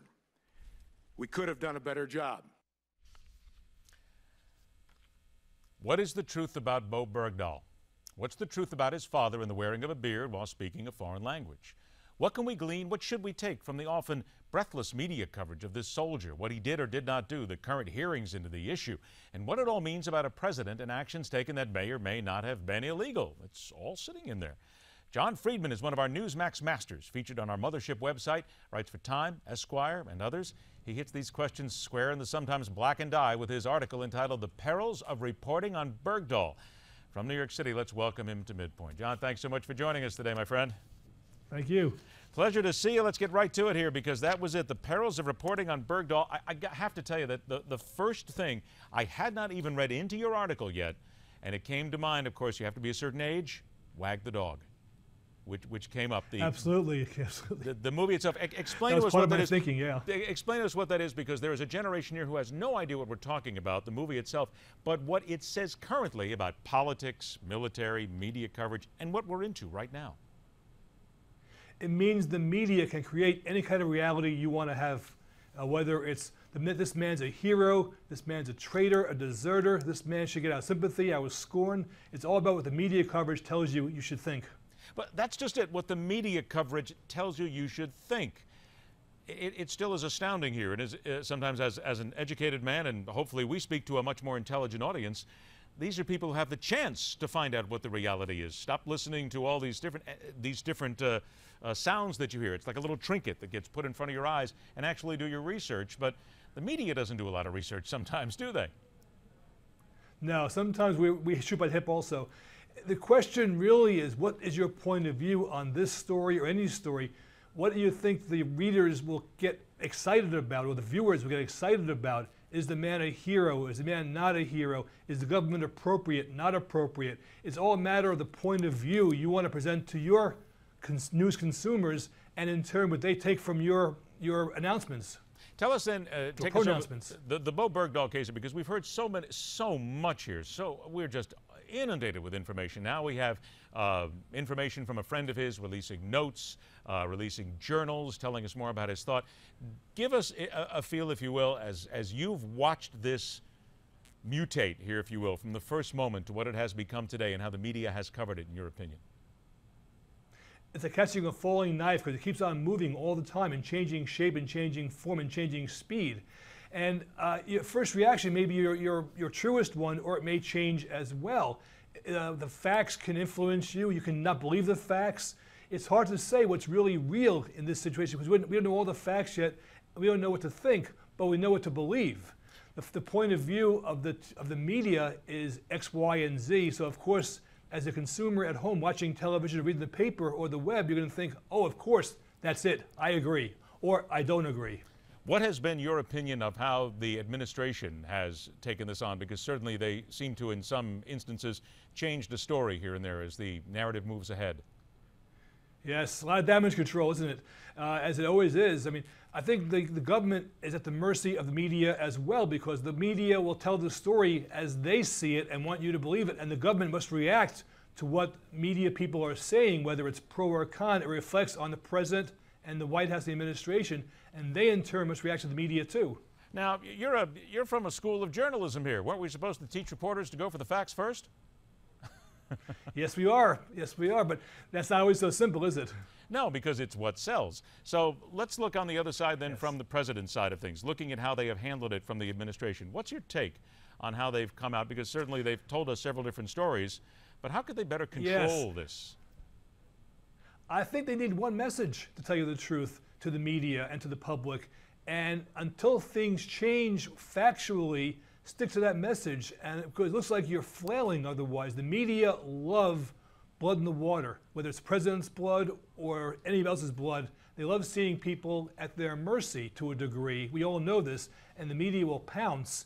And if the media think the president is waffling or the administration is waffling, you can be sure that becomes an issue as well. Do you, as a scholar who looks at journalism all the time, when you watch a lot of these stories, certainly ask sometimes, why don't you dig in? Ask a harder question. I mean, there's been certain things that have come out now as Jay Carney has left the White House, where people keep talking about there's only a few that get called on, and some of them are softball questions. Wouldn't you like to see somebody ask a hard question every now and then, John? Well, did you watch Hillary and Diane Sawyer the other night? I thought on ABC. That was a big flack there as well. Why did she have tougher questions? Well, but let's be fair, too. Diane Sawyer did have a question and did kind of drill down a little bit on Benghazi, and in the minds of many got the former Secretary of State to admit a few things, and there were some inconsistencies here. But we don't see that enough, do we? Brian Williams and Snowden a couple weeks ago on NBC, same criticism. People either love it or hate it based on their point of view. They'll think he did a great job or a terrible job, depending on your point of view personally about the issue. Okay, so let's take this now. We have the perils of reporting on Bergdahl. How does it then, let's go to the VA hospital now, which has gone on, the VA scandal, which has gone on now for some time. What's your opinion of how this has been covered? It's been covered late, but pretty well lately. I mean, obviously the media are late to the story too, but I think they're digging in and they're trying to get to the bottom of things and how these military veterans are not being treated as well as they should be. And I think people are trying to get to the truth here. Is it not fair to say, though, that even we sometimes in the media have to take ourselves aback a little bit and take ourselves to task that, I mean, certainly, I'll tell you what, J.D. Hayworth, as he prepares for the show here in the morning from 9 to noon, John Bachman, they've got their heads constantly in the computers. We're doing it 24 hours a day. We're reading everything we can. We're finding everything we can. We're talking to the friends that we know. Steve Malzberg, I've known Steve for a long, long time. I mean, the man is just a bulldog when it comes to finding out stories and digging into stories and finding them and trying to get everything. Is it just not fair to say that when it comes to, we're not trying to throw stones at every glass house here, but it is true for some, that many times certain members of the media and certain places just don't know that much about the subject and don't try to know enough about the subject. That's true. It's all perception. It's all perception too. Perception becomes reality after a while. You think that Brian Williams did a great job with Snowden, or he didn't do a great job with Snowden. Diane Sawyer, Hillary, same thing. It comes down to your personal perception of the issue, and the journalist can only do what he or she can do: prepare for the interview or the story or the hit, and do your best and give all sides of the issue as much as possible you can, and try and be informative and not try to be emotional. Is it not fair to say, though, that a lot of times we are sitting in a very difficult seat because the White House certainly won't tell us anything, the president won't tell us anything, you certainly won't get Chuck Hagel to tell us anything. Maybe every now and then John Kerry lets one slip every now and then, or just kind of throws one out there that gets us here. Or Joe Biden. Or Joe Biden. That was going to be the next one. It's very good. But we don't have the people out there who will give us a lot. So aren't we sometimes left to a lot of guessing? Yes, with the mercy of our sources. And if the sources don't come through for us, of course, we're left hanging with some truth and some speculation. But again, you want to not inflame the issue and not make things more panicky for the viewers or the readers. You want to give them information, much as you know. We've had so many stories in the past couple of years, the Boston Marathon bombing, where people didn't know anything, yet stay on TV and print all the time telling us the missing plane a couple months ago, the same thing. We don't know it with the facts, but we'll still try to give information, and sometimes it can be dangerous. You're right. Is one of the other dangerous things here that, I mean, we certainly see on the Newsmax website, your article and so many others, these are serious journalists. These are people who are dedicated to what is journalism, and hopefully that's what we're here at Midpoint to do, take that into the next level and try to at least bring that back a little bit to some television news here. But too often we find much of the media, and I'll bet you find this a lot on your students too, that they rely so much on what happens on social media, and if it's said on Facebook, and if it's said on Twitter, and if it hits Tumblr, and if it's all of a sudden there, gotta be fact, and let's go ahead and report it. Isn't that the biggest problem we have? Yeah, it's like the post office, the old post office game. You tell your friend a message and it gets twisted around, and by the time it reaches the end, it's truth.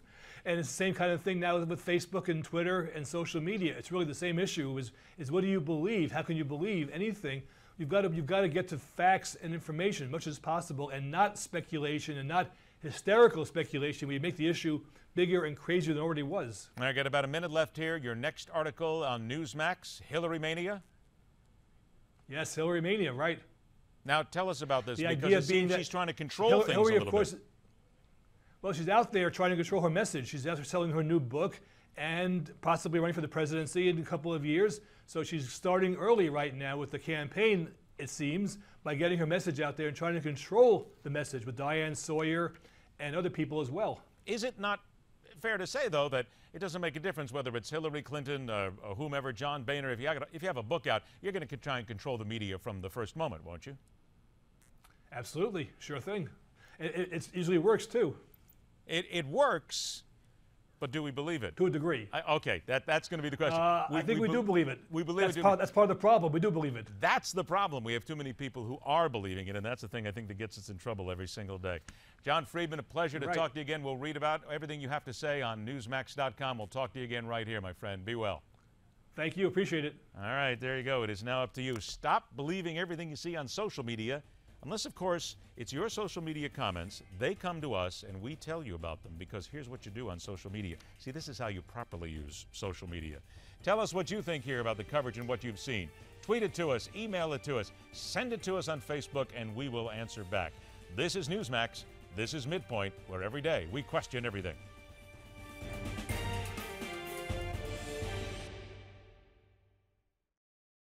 Attention seniors and baby boomers.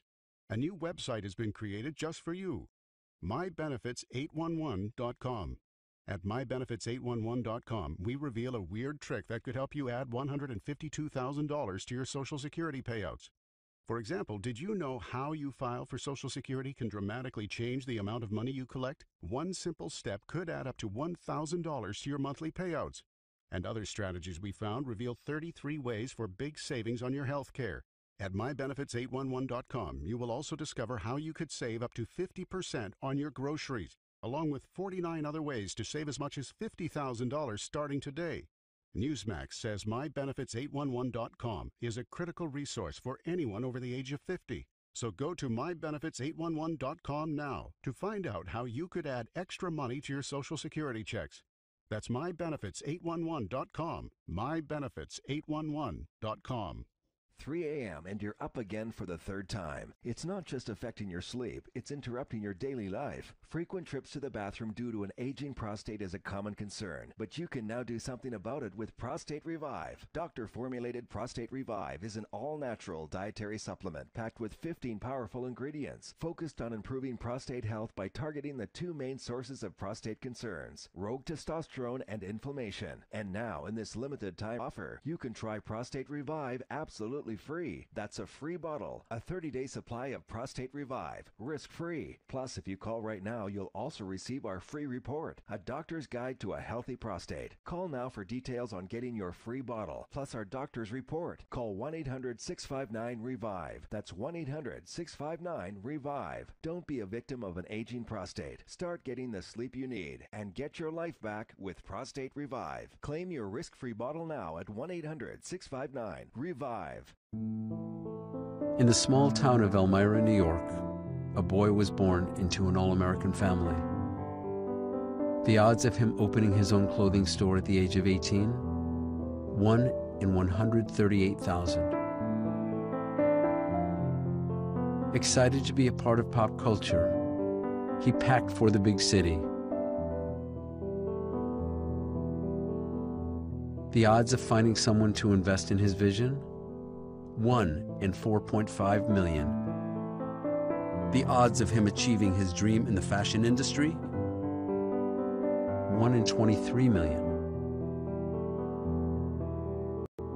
The odds of having a child diagnosed with autism? 1 in 68. I am Tommy Hilfiger, and my family is affected by autism. Learn more at autismspeaks.org/signs. Early diagnosis can make a lifetime of difference.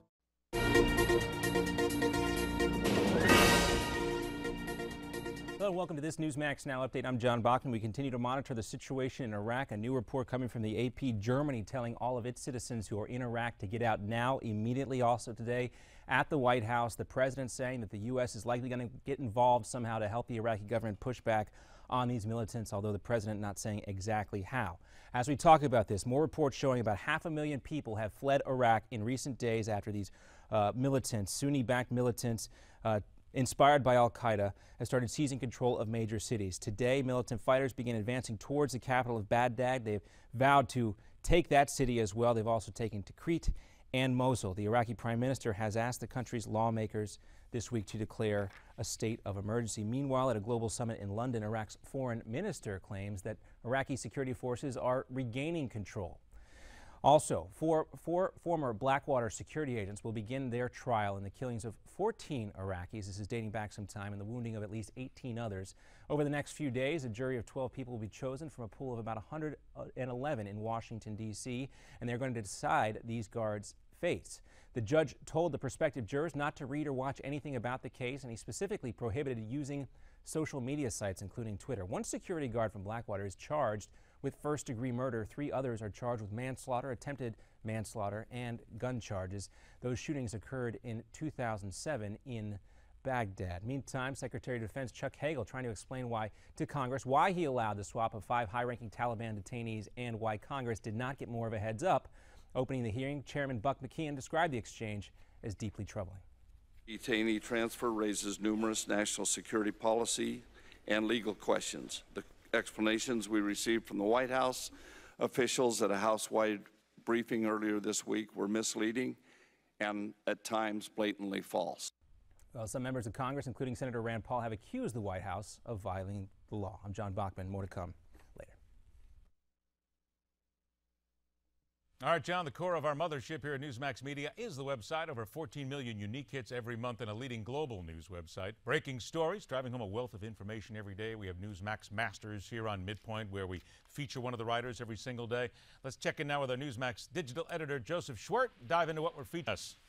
Good afternoon, Ed. It would seem as if that the firestorm brewing in Iraq is all over the pages today. Tell us about what we're featuring. Yeah, well, the lead story on Newsmax right now is how the U.S. and how the Obama administration was clearly caught off guard with the situation in Iraq and questions about how that could have happened. The United States spent $14 billion on the Iraqi military. 4,500 Americans lost their lives there. We've been out of Iraq for 30 months, and the downward spiral has been pretty obvious over the last year. You would have thought after the fall of Fallujah that perhaps it would have gotten some more attention, but now Mosul's apparently fallen, Tikrit has apparently fallen, and the insurgency is moving closer to Baghdad. Joe, the one thing that I'm getting from reading on Newsmax a lot and a lot of the different contributors here is a question that I think is going to be asked sooner or later is how the United States and this administration in specific can be caught off guard so badly. I would guess that Americans usually probably think our administrations are usually a little bit better prepared than this, wouldn't you say? Well, yes. You consider it with all the lives lost, with all the money spent, with all the time that the United States spent there, to essentially just leave and not monitor the situation, not get involved in the situation, and not anticipate and have contingency plans for situations as we see now is a little bit baffling. We do hear a lot, and I guess we're probably going to hear a lot about it on the website as well, as Americans and the writers are going to be asking, was all that blood and treasure just spilled for nothing? You know, it's hard to say. You know, as a father of a Marine who spent some time in Iraq, albeit during a time of relative calm, I would have to ask that question myself. Airstrikes now are the next. We're also going to be talking about this. Certainly it's on the Newsmax website, but a lot of people are now wondering about what will happen and will we indeed start sending in some air power? Yes, Senator Lindsey Graham today called on airstrikes. There is a growing movement toward airstrikes. The administration appears to be hesitant to go that route. I don't know what other steps they can take, though, Ed. Do they spend more money in trying to bolster the Iraqi military? We've had reports today where full regiments of the Iraqi military have taken off their uniforms and laid their weapons down, putting those weapons, including some heavy artillery, into the hands of the insurgency. So sending more weapons there seems to be unwise. Let's go ahead and shift gears back home a little bit, and another story that we've been following, and Newsmax.com has been all over this. So many of us have. We're talking about it constantly here. Eric Cantor is out. Newt Gingrich now says that Eric Cantor should fire his pollster. I'm surprised he wouldn't take his pollster, put him in a rocket somewhere and try to make him the first man on Mars, like immediately. Well, wouldn't you fire your pollster, Ed, in if you seconds. were going to win by double digits and wound up losing by double digits, or losing by 8 percentage points? In seconds. I think it also says something about pollsters here, Joe, because we constantly are quoting polls back and forth, and the question a lot of us are going to be asking, I'm sure the American public and Cantor's people are asking, are you guys really that good? Well, Matt Towery, a GOP pollster, was on America's Forum on Newsmax TV earlier today, making that very statement. Campaign polls, those low-level campaign polls can be notoriously misleading. They don't get the scrutiny that some of the more widespread or national polls get. And clearly, they were off the mark in this particular case. Towery likened them to more to fortune tellers than to actual pollsters. But he doubted that he'd be able to sue and win in court. I don't think that's a possibility at all, though the person who did the polls is probably out looking for that job right now. Joe Schwert, the digital editor of Newsmax.com. Thanks so much, Joe. We'll talk to you again. Anytime. All right, take care. Check us out on social media. Don't worry about it. We'll have your comments as well, because on Midpoint, we question everything. In 2014, half of your friends, family, and neighbors may lose their jobs, all while you're robbed of 90% of your life savings, investments, and home's value. Controversial economist Robert Wiedemer, who was the only expert to predict the recession, has released a startling video with shocking evidence that the powers that be have tried to ban. But that hasn't stopped 50 million people from getting the truth. Watch it at aftbook.com. That's aftbook.com. Imagine if you had a secret code for making money, a code buried deep within biblical texts. A code that certain investment titans have quietly exploited to amass billions. And what if this code could be used by you today to unlock vast amounts of wealth safely and ethically? Investment expert and former pastor Sean Hyman says there is such a code. He calls it the Biblical Money Code. Sean credits this code for helping him turn his father's $40,000 retirement account into $396,000. And today, you have the chance to tap into this life-changing biblical money code by visiting moneycode50.com. That's moneycode, the number 50.com. At moneycode50.com, you will find a free video that describes how you could use this biblical code in your own life to get out of debt and invest for profits. That's moneycode50.com. What you don't know about Pope Francis will shock you. Bestseller, Francis, A Pope for Our Time, tells the real story. Newsmax says Francis, A Pope for Our Time, rips off the shroud of mystery about this man. Now Newsmax has a special offer for Francis, A Pope for Our Time. Get it for just $9.95 and save $12 off the cover price. Plus, we'll send you a free 1-year subscription to Newsmax magazine. That's a $40 value for free. Order now at popesagenda.com.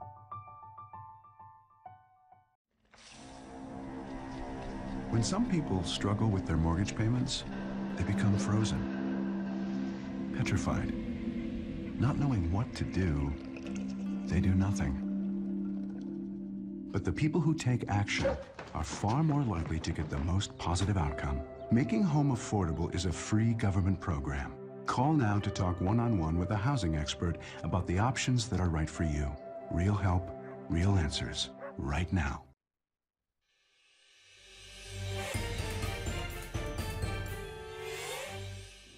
This military action, taken in accord with United Nations resolutions and with the consent of the United States Congress, follows months of constant and virtually endless diplomatic activity on the part of the United Nations, the United States, and many, many other countries. President who focused much of his attention on foreign affairs. Now, would that we could all celebrate a 90th birthday like George Herbert Walker Bush. The 41st President of the United States will celebrate in Maine tonight with a dinner for 200 family members and friends. Irish tenor Ronan Tynan will perform. Earlier today, he skydived. And he's going to be able to smile a year and a half after he was very ill. A lot of questions about his immediate future, but he is still with us, thankfully. He enjoys a mostly favorable legacy with the American people. His 66% approval rating is second only to President Bill Clinton. But what is his real legacy when we look to policies, decisions, successes, and failures, and how all of this resonates today? Tom Whalen's a professor of social sciences at Boston University, my second home. He writes about our presidents. Consider the release of his latest book, JFK and His Enemies, that hit shelves this month. Pleasure to welcome him to Midpoint. Tom, thanks for joining us. My pleasure. Tom, let's start right there, I guess, because this was a president who had to focus a lot of his attention on foreign affairs. If you take what George Herbert Walker Bush did and you bring that forward into 2014, how successful or how unsuccessful was he to make a lasting impact? Well, he was kind of the indispensable man because the Cold War, as it was ending during his term, could have gone in a number of negative ways. And he said at the time that it would do the United States no good when the Berlin Wall came down to go thump his chest and dance on the wall and kind of really rub it in the Russians' noses. So he did it in a very kind of deliberate, careful way, winding down the Cold War with his partner, Mikhail Gorbachev, in the old Soviet Union without any real bloodshed. And it's really a tremendous testament to his diplomatic skills as president. Is it fair to say that, I mean, he certainly was involved in a very interesting period of geopolitical transition here. Where does that all rank as far as what other presidents in our modern era had to do with this whole world view, take it, shape it, and still make it work for America? Well, I think he'll be remembered for ending the Cold War, but also trying to struggle for a kind of a post-Cold War vision. And I think although he very skillfully ended the Cold War, he really didn't come up with what kind of world the United States should be as in terms of leadership and power. And I think we're still struggling well into the 21st century with trying to decide what our role is going to be. Was that a failing of his or a failing of those who followed after him? I think it's a combination of both, but certainly he did not have the answer, and I don't think his successor, Bill Clinton, had an answer. His son thought he had an answer, and that involved a lot more intervention on the global scene, and as we've seen, that did not quite work out the way he hoped for. You put father and son together, and every time you hear father and son talked about, the word always comes up, Iraq. It is always simple there. It is going to live with them for the rest of their lives here. Is it unfair to put George Herbert Walker Bush in the same sentence as his son when it comes to Iraq because of different times in history, different challenges that they faced? I do think it's unfair because George Herbert Walker Bush had a sense of history. He remembered, for example, the Korean War and the fact when the United States UN force went above into North Korea, and that led to China's intervention. George Herbert Walker Bush did not want to put American boots on the ground in Iraq because he knew that basically Iraq wasn't really a country. It was a bunch of religious factions going at it in a civil war.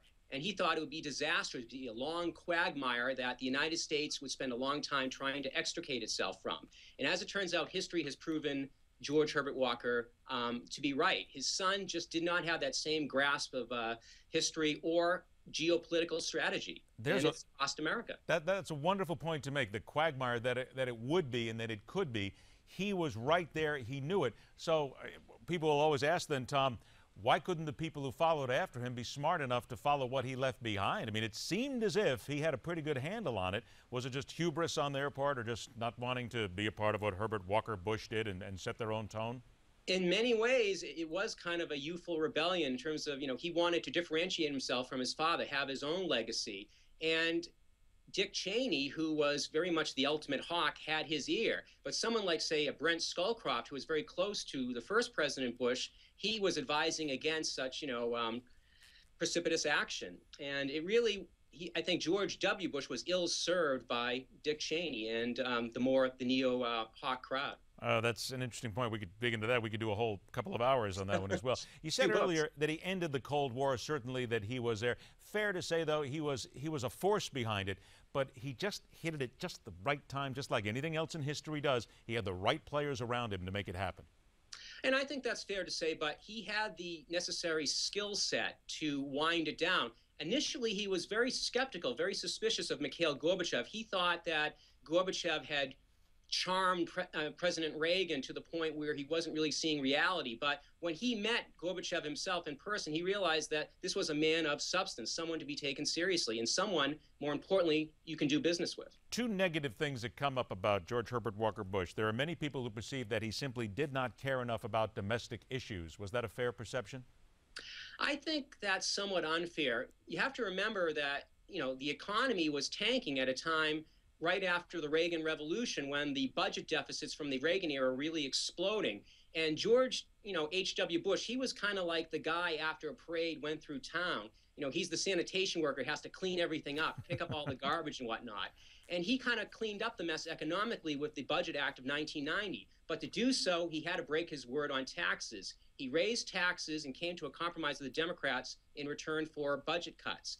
And what it turned out was a balanced, what led eventually to a balanced budget under his successor, Bill Clinton. Bill Clinton carried on that fiscal prudence into his term, and what it resulted was the prosperity of the 1990s. 30 seconds. Is it fair to say that he ran an inept campaign in 1992, as some have characterized, and probably, if he did better, should have had a second term?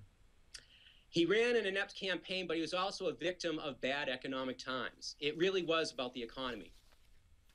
That will answer everything right there, because is it not always about the economy? Succinct and right to the point. Hey, Tom, thanks so much. It's nice to be able to revisit, and I don't think people give enough credit to George Herbert Walker Bush sometimes, but it's nice to see that there are people out there who still give him the credit he deserves. Thank you so much for your time, Tom. You're welcome. Pleasure. Take care. If we still have it up, I want to see if we have the tweet that was sent out earlier today, and I know that the folks in the control room are going crazy right now because I was supposed to call for it earlier. Here we go. I mentioned that in Maine today, the president decided to take another skydive. Here's his tweet. It's a wonderful day in Maine. In fact, nice enough for a parachute jump. And I believe that this is the one from earlier today. Yes, this is from the Fox affiliate in Boston. We're happy to say that the president had his jump. He's fine. Everything's good. When I'm 90 years old, I want to do exactly that. I want to have that kind of ability to do that. Congratulations, Mr. President, and a very happy 90th birthday. We have a lot more to come. Stick with us here on Midpoint, where every day we question everything.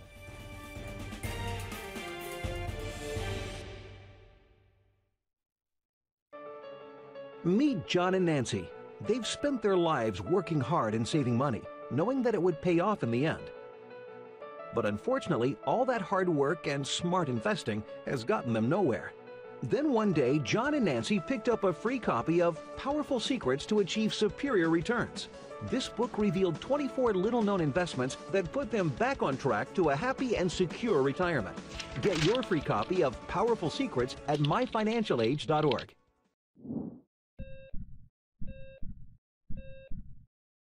If you have high cholesterol, you probably think that taking a statin drug is the best way to lower it. After all, why wouldn't you? Statins are among the most prescribed drugs in the world. But although they are great medications to those who truly need them, other people can lower their cholesterol just by adding certain foods to their diet. Here are the 3 cholesterol-lowering foods that you'll find at your supermarket. Number 1 is oatmeal. Oatmeal is a potent cholesterol-lowering food because oats are a soluble fiber. This means that they absorb the excess cholesterol in your digestive system and carry it out of your body. In addition, oatmeal also helps prevent diabetes and cancer as well. In fact, research shows that eating oatmeal on a regular basis can be as effective as taking a statin. Second, choose salmon over beef and you'll be replacing a food packed with cholesterol-raising saturated fat with one rich in monounsaturated fat. This is the type of good fat that makes salmon taste fattening, but it's not. Salmon is also packed with omega-3 fatty acids, which lower triglycerides, another dangerous blood fat. Third, if it's mid-afternoon and you're craving a snack, grab a handful of almonds. Eating almonds every day lowers your bad LDL cholesterol by about 9%. Almonds are also packed with other vitamins as well, but the best thing about almonds is that they don't taste like a health food. Almonds contain no cholesterol and are also packed with healthy monounsaturated oils. Since most of you are already reading my book, The Simple Heart Cure, I want you to go to chapter 11, in which I tell you about foods that can help you lower your cholesterol.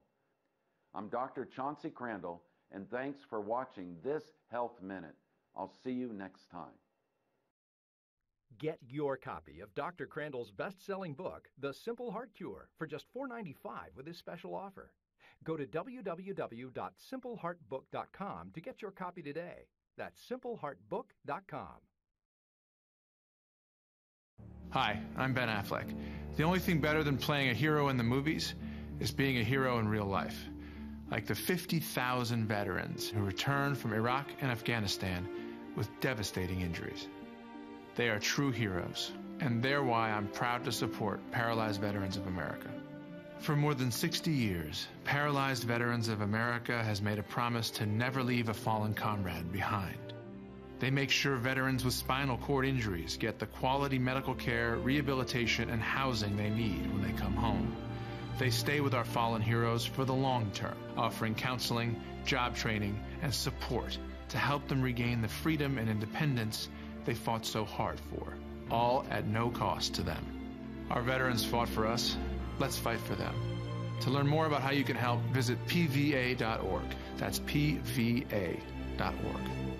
We will never leave a fallen comrade behind.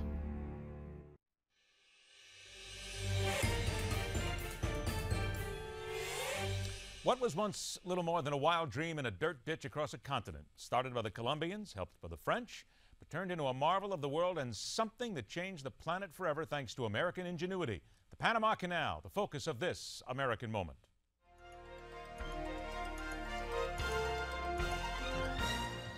It took 34 years to build, but on August 15, 1914, the Panama Canal was officially opened for business and was quickly crowned one of the 7 wonders of the modern world. The 51-mile-long and 10-mile-wide canal was originally begun by the French, but abandoned after 9 years and the loss of over 20,000 of their workers from disease-infected jungles.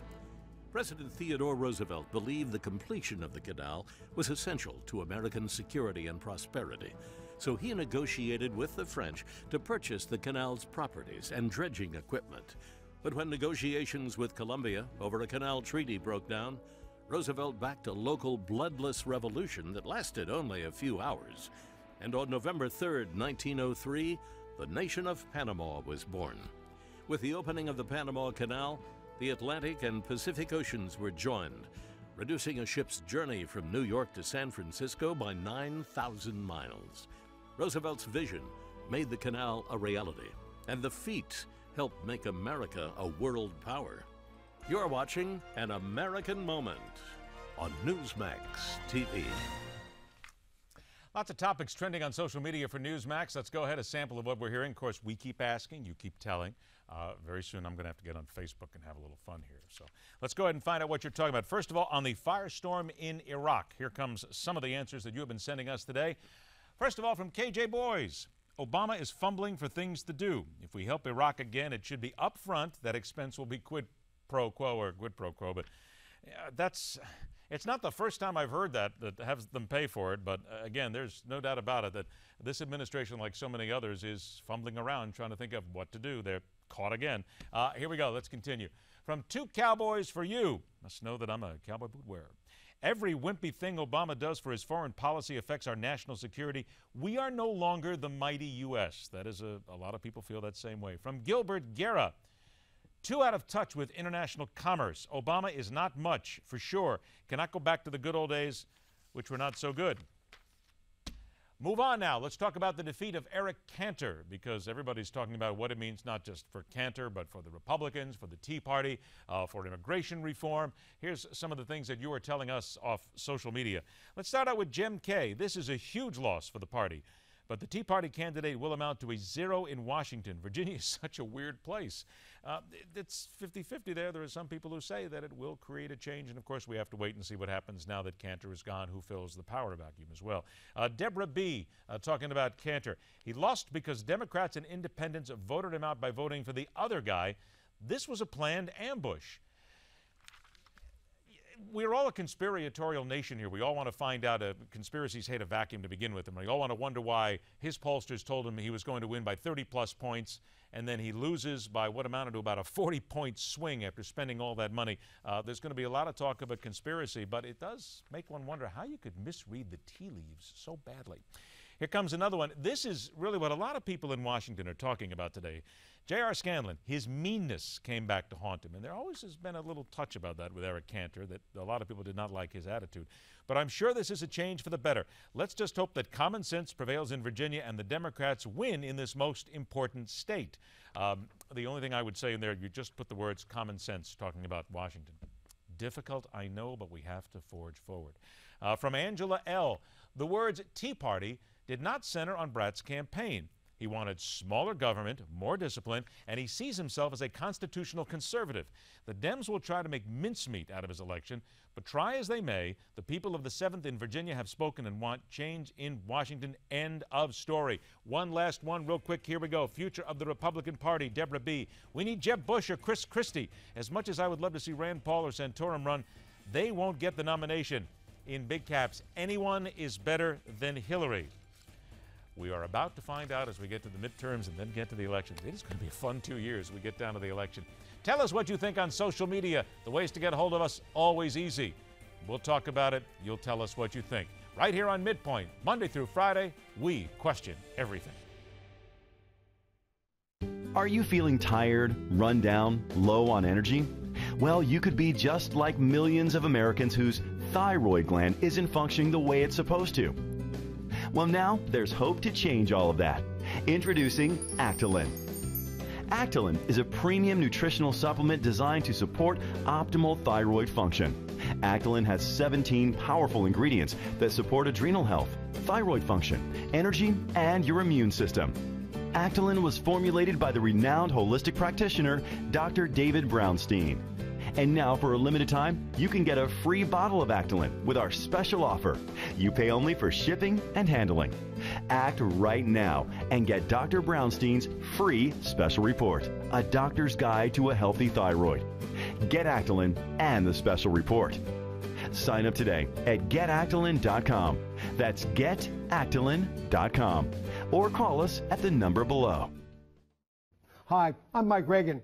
If you're a senior or baby boomer, you may be missing out on some important information. Tens of millions of boomers are set to retire, yet many don't know that how you file your Social Security can dramatically change the amount of money you collect. That's why Newsmax created a special report offering you the best strategies to maximize your Social Security benefits. For example, this report reveals a weird trick that could help you add up to $152,000 to your Social Security payouts. It also shows how some qualifying recipients can add up to $1,000 to their monthly payments. To get your copy with our free offer, along with 7 additional money-making booklets, simply go online. Newsmax says this report is a critical resource for anyone over the age of 50. So go to our website today and find out if you qualify to add extra money to your Social Security. Remember, it's your money. You deserve the most back in your retirement.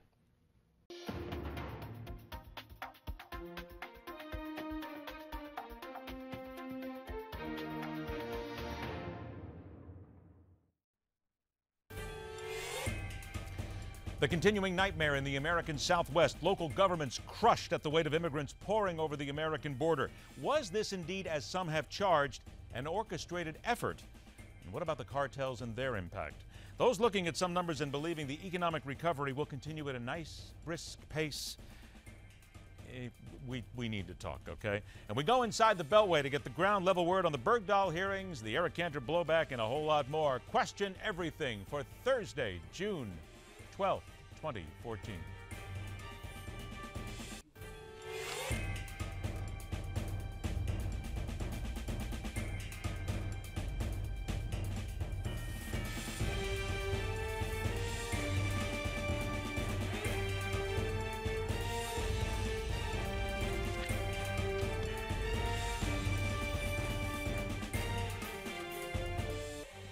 Welcome back, everybody. Midpoint continues. You may or may not know this, of course, some of you may, but the World Cup has actually begun today. We are not going to post scores. We're not going to show highlights because, quite frankly, America's not going to be in it. At least that's what the coach says. Of course, I might have just spent a little coaching psychology. Just go ahead and work on things. Of course, if Team USA moves out of the group of death, everybody will be happy once again and we'll all be watching, right? Watch right now, if you will, because let's take a moment as John Bachman brings us Newsmax Now.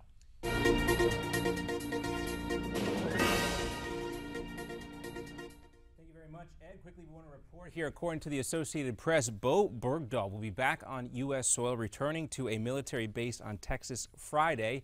This just coming through the AP wires. We'll hope to follow up and get more information on that. Meantime, we turn our attention to Iraq right now, where the Ministry of Defense has just released video showing deadly airstrikes they claim to be against militant figures linked to al-Qaeda, the group known as ISIS. That group has captured 2 key cities in Iraq, raising concerns about the Shia-led government's ability to stop these rebels. Also, we're hearing from President Obama today, talking at the White House, mentioning that the U.S. is going to have to get involved here, not specifying what that would look like. However, Iraqi officials do say the video we're looking at right here proves that Iraqi security forces are starting to contain this rebel group. Meantime, Iraq's prime minister has reportedly asked the Obama administration recently for airstrikes and the use of drones. Also, Senator John McCain delivering an impassioned speech regarding the crisis in Iraq earlier today. His statements come as the United States prepares to send new military aid into that country. We cannot avoid the fact that Iraq's progress is now at greater risk than at any time. It is clear that this decision of a complete pullout of United States troops from Iraq was dictated by politics and not our national security interests. I believe that history will judge this president's leadership with the scorn and disdain that it deserves. There you can see McCain's frustrations. This group, ISIS, the Islamic State of Iraq and Syria, the fighters are inspired by al-Qaeda. They have managed to gain control of major Iraqi cities, and today that group said it will continue to fight, vowing to take Baghdad. Children are children, and they are children of the world, and they are the responsibility of all of us.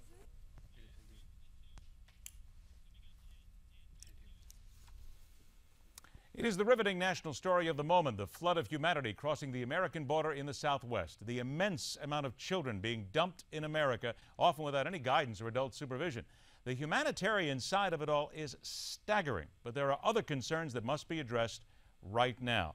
Let us welcome in the Executive Director of the Center for Immigration Studies, Mark Krikorian, who is going to join us momentarily, because it is something that needs to be discussed when you consider that there are now a number of different items that are coming out regarding this. Let's just bring you up to date, because so much is happening in the American Southwest right now when it comes to this instance. Before we bring Mark in, we need to clarify a few of the different stories that are waltzing around out here right now. There is so much, and we simply have to get to the point of understanding what is real and what is not. We have some reports coming out that saying the flood of immigrants is being orchestrated. We have some talking about the fact that there are Mexican cartels involved here. This is a story that is taking on so many different tentacles, so we got to try and draw it all together here into what is happening. Mark Krikorian now joins us here on Midpoint. Mark, thank you so much for being with us today.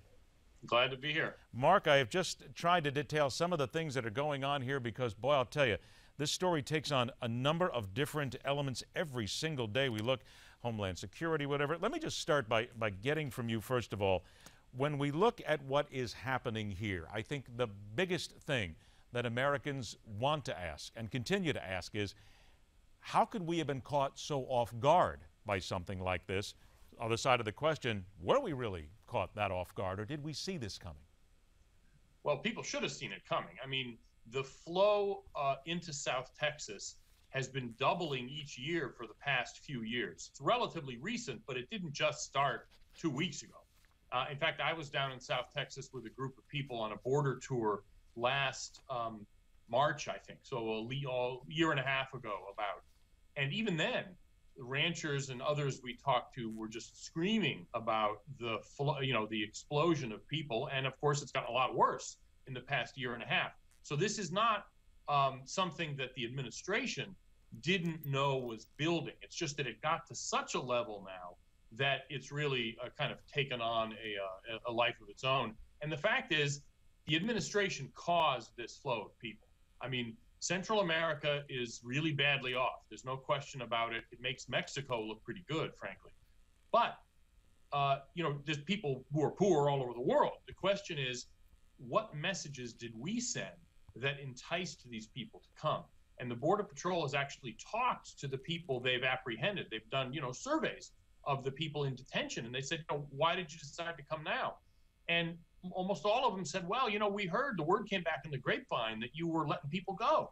You were just, when you caught them, you were giving them some kind of paper and then just letting them into the United States. And we figured we'd take advantage of that. And so, we created this problem. The administration certainly shouldn't be surprised by it. But let's talk about the creating of the problem then. It's not as if this thing suddenly happened. I mean, certainly we have an influx of immigrants that are continuing to pour across the border. And what you're pointing to, here's the piece of paper. Go away. Don't worry about it. We'll take care of you. So it still strikes people as being amazed that intelligent people sitting in charge of a country couldn't see this growing to a rate where they would say, we have to do something now, and all of a sudden, boom, media hits. Everybody starts to go crazy about this now, and they're caught so off guard. What you're saying, though, is a lot of people are indicating that this was a planned idea by the administration. No, I don't think it was planned. In other words, I don't think they got on a conference call and they said, let's engineer this crisis. What they did is they don't really see the United States as having the right to keep people out. They see this as a humanitarian issue, like a hurricane or an earthquake, and they have to just take care of whoever shows up, and that you and I have to pay for it. And the point is that message, that perspective, has caused a whole lot of extra people to come who never would have come otherwise. The problem for the administration's perspective is that it's now a political problem. In other words, they were okay when nobody was noticing it. They really didn't mind. But now that people notice, it really has undermined their whole argument for amnesty, because if the border's not under control, then how can you even have a debate about amnesty? And so the administration is kind of rushing behind the scenes to try to contain this, but not because they realize it's a problem for America, because they actually reject the idea that we have a right to stop it. They now are concerned because it's a political problem for the president, because everybody else wants this flow to stop, even though the administration doesn't really see, what the problem is. Here's an interesting part of this here, because the focus of the story is that suddenly there has been an influx of children that have come across. Now, as you look at the story and you see some of the numbers coming across, has it really been that much of a marked explosion of children, or has there always been that sort of a number of kids being sent across the border? Was it a true explosion? This definitely is a big increase in the number of minors. Now, there's a couple things to keep in mind. First is most of these minors are teenage boys, 15, 16, 17 years old. 17, you can join the Army. So, yes, you're a minor, but, Senator Dick Durbin referred to these people as babies. And the fact is there's no 2-year-olds wandering around the desert in northern Mexico. There are, though, women with their kids coming. Either single moms or maybe in some cases people coming to join the husbands who live here, that sort of thing. That's increased a lot. But the reason for these, both the teenagers and the moms with kids, is that the grapevine, the message that's gotten home back to Central America is that if you either are a kid or are a woman with children, that's what causes you. That's why the Americans will let you go. In other words, that an adult male, they won't arrest, but that if you're a kid, they let you go. All right, let's look at a couple of things here and different stories, because as I mentioned here at the top before we introduced you, there are different stories and different elements here. Here's one now talking about the NBPC Vice President, that's the National Border Patrol Council Vice President Sean Moran, quoted as saying, Mexican cartels are controlling this flow of illegal immigrants. The cartels are exploiting this crisis to get the shipments through. It is not necessarily someone from Colombia, but it is the cartels still running a lot of this traffic. Your opinion? Oh, I have no doubt about that at all. I mean, this is the Border Patrol guys obviously see it on the ground. So, I mean, he's a much more credible source for this than me. But yeah, of course they are. Now, this is not to say that the cartels have engineered this necessarily. No, they're just making money off it. Yeah, of course they are. They're making money off the smuggling, but they're also making money off the kind of the chaos. Half the time, the Border Patrol agents are now doing paperwork or they're babysitting people. And so that just opens up vast opportunities for smugglers of any other kind to get stuff across, because there's just far fewer Border Patrol agents able to do their jobs. Instead, they're back, filling out forms and paperwork and all of this. So in a whole variety of ways, this serves the purposes of the cartels, even though they didn't create this themselves. When we look at the types that are coming over here, we've got the National Association of Former Border Patrol Officers, and again, you've been in touch, you're reading the same things I am here, basically saying that it is orchestrated, that it simply is not just all of a sudden it happened. And there are people thinking that it is orchestrated because while they're sending in 15, 16, 17-year-old boys, as you said, there are people worried that there are criminals walking in, that there are undesirables, that there is another faction here, that there is weapons smuggling going on. And again, we've opened it up into so many things here. Out of all these different charges and inferences that you've heard, do you believe any of this at all, that there is something much more insidious than just the cartels looking to make money? I don't know. I mean, I really don't think anybody sat around, had a conference call and decided, let's engineer this particular crisis. Things happen that nobody really expects, even though maybe they should have expected them, because the administration helped create this problem. But now that the problem is here, all kinds of people who want to benefit from it are trying to benefit from it. Cartels and other bad guys are using the opportunity to sneak stuff across the border because nobody's watching, because everybody's filling out paperwork. The open borders groups inside the United States are using this, especially the idea that they're minors, as basically a way to kind of pry open America's borders in general, basically delegitimize border or immigration enforcement, because if you enforce the law, you're being mean to little kids. Therefore, all immigration enforcement has to be degraded. So there are a whole variety of people who are taking advantage of this situation in ways that are really harmful for the country. Have we gone to the point of no return, but past the point of no return on this? I mean, certainly the children are here, the minors are here, the mothers are here. And for those who are saying, and we hear it a lot, you hear, ship them back, get them out, let's get them out of the country. We're past that point at this time. There seems to be a feeling from some people, almost a resignation, that you better prepare for it because they're here to stay. No, we've not passed any point of no return. I mean, some of these people will end up staying. There's no question about it. They'll finagle some way. Heck, you know, the Justice Department is actually using taxpayer money to hire lawyers to help these kids in immigration court prevent us from deporting them. So the Justice Department is hiring lawyers to fight the other Justice Department lawyers so that more of these young people, as many as possible, will be able to stay. So there's no question some are going to stay. But, you know, we're a big country. This, you know, this kind of thing happens. The political fallout of this is already growing. And the thing I compare it to is the Mariel boat lift. And this was a while ago now, 1979. Castro pushed out 100,000+ people, or opened the doors. A lot of them fled. He put in criminals and others in the flow. And it was politically disastrous for President Carter. Governor Clinton in Arkansas lost re-election because they rioted in his state. There was a detention center. So there's going to be plenty of problems. I think we're going to be able to rein this in, but it's probably going to get worse. I had to sigh when you said Mariel boat lift. I was a kid when that happened, and that destroyed Miami Beach and areas of South Florida for many generations to come. Mark Krikorian, thank you so much for joining us today. We'll do it again. Thank you. All right, tell us how you feel now, because we're out here. We're waiting to hear from you.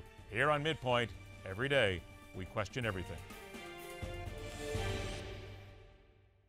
In 2014, half of your friends, family, and neighbors may lose their jobs, all while you're robbed of 90% of your life savings, investments, and home's value. Controversial economist Robert Wiedemer, who was the only expert to predict the recession, has released a startling video with shocking evidence that the powers that be have tried to ban. But that hasn't stopped 50 million people from getting the truth. Watch it at aftbook.com. That's aftbook.com.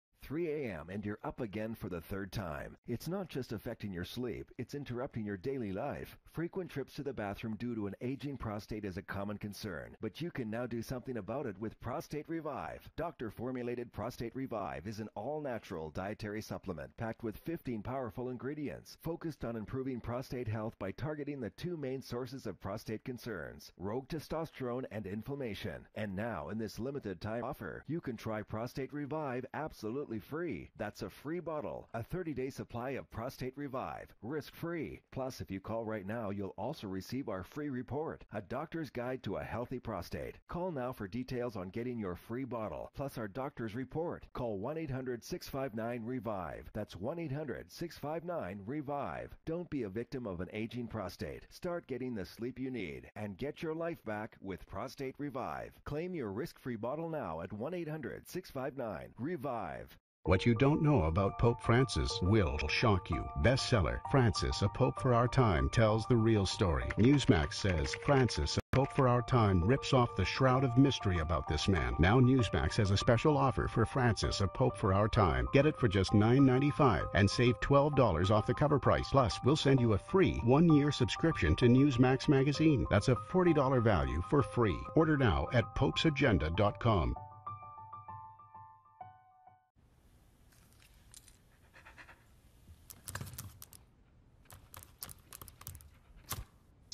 There's a shelter pet who wants to meet you. Meet one today. Visit theshelterpetproject.org. Adopt.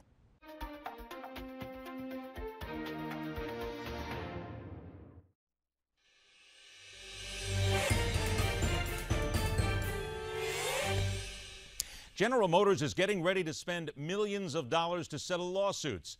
Plus, for those of you who are wondering when the recession is actually going to hit a full-time recovery, we have some really bad news here. You may need to wait a whole lot longer. And what about all these student loans and exactly what it means? Where's the problem in the fact that President Obama wants people to go ahead and settle their student loans, give them a chance to do it, but why is it still so expensive in the first place? This is called Easy Money. It's a chance to go ahead and look at some of the things that are economically affecting Americans. Let us welcome in right now where he writes about finances, I should say, as financial analyst and columnist for the Moscow Times, the New York Post, and joins us from Russia today. Todd Wood is our guest here on Midpoint. Todd, thanks for joining us. Hey, thanks for having me on. I appreciate the opportunity. It is a pleasure. Let's go ahead and start right off the top with General Motors here. They are going to try and settle a lot of these lawsuits over the ignition systems. They want to avoid punitive damages. So there's going to be a tremendous amount of money that's outlaid there. However, what's the reputational risk now to General Motors when consumers start looking at what's happened here? The General Motors was very flip when it came to their own safety. So there are those people saying that this will make people think twice about buying a General Motors vehicle, which would impact their bottom line. I'm not so certain that they'll really care in a year or so. Your thoughts? Well, I think you're right. If there's a decent car out there that they can buy and it looks nice and they enjoy driving it and it seems to be reliable, people will probably forget about this. But there is a reputational risk problem out there. I mean, they knew about this issue for 10 years and did nothing about it or didn't bring it to the forefront. So I think that's the real issue, is the reputational risk for GM in the long run. When we're talking about General Motors here, we then start to talk about all the other automakers out there now, because it has been a record year so far in 2014 for recalls by a number of automobile manufacturers here. The criminal fines are the things that are interesting here, because these are monster automakers. Aren't they really getting hit at this point with what amounts to pennies on the dollar as far as fines are concerned?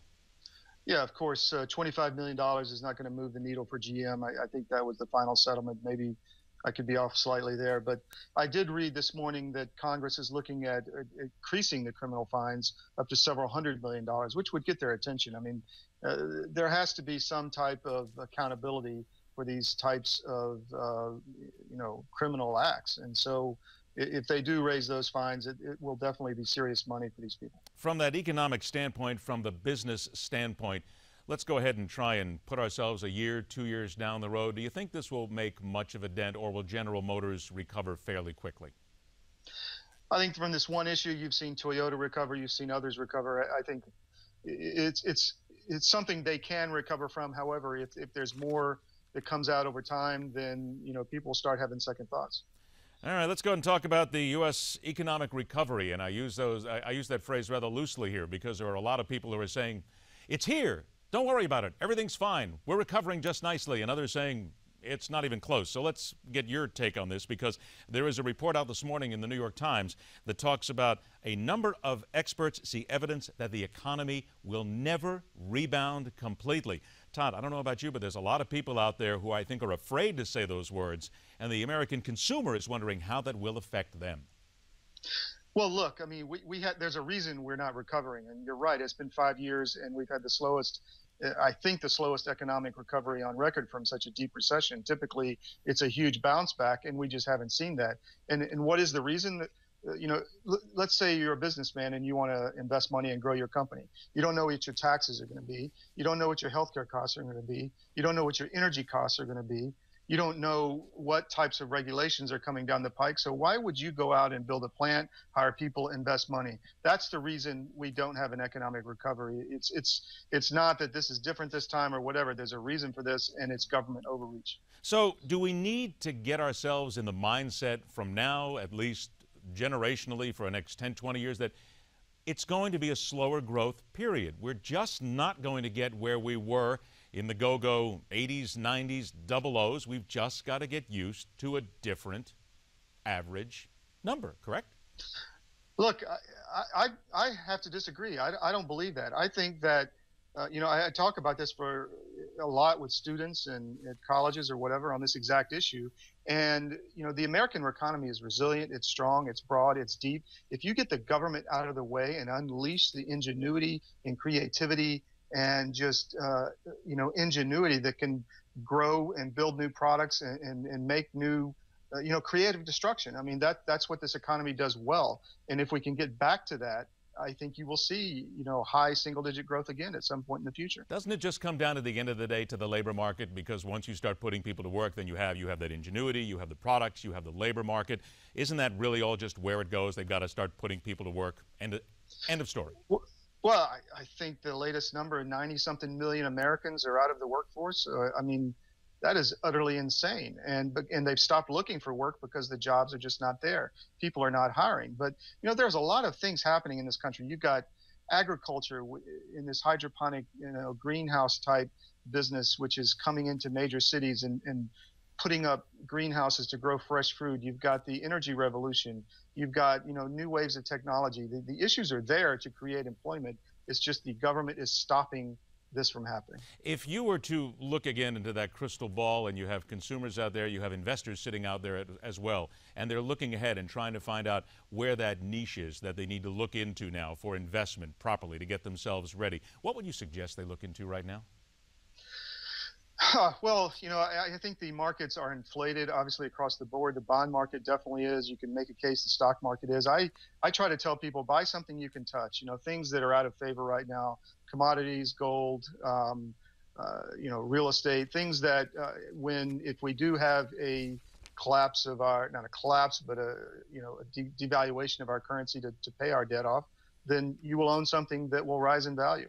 That's what I try to find things that are out of favor, that nobody wants, and when there's blood in the streets, and gold is one of those right now. All right, let's go ahead and turn now to student loans. I said to you when we were off the air here a couple of minutes ago, I have friends of mine who are my age and even older who still to this day are talking to me about student loans that they're in default to, that they've owed for decades now at this point. And we have a younger generation that is also sitting here. It is a massive amount of debt. Barack Obama has decided to go ahead and take his own action, an executive action that makes it, according to him, of course, easier for people to avoid trouble repaying all of these student loans. But a lot of Republicans and a lot of people are out there saying that this comes at too high a cost for the government right now. Where do you stand on this?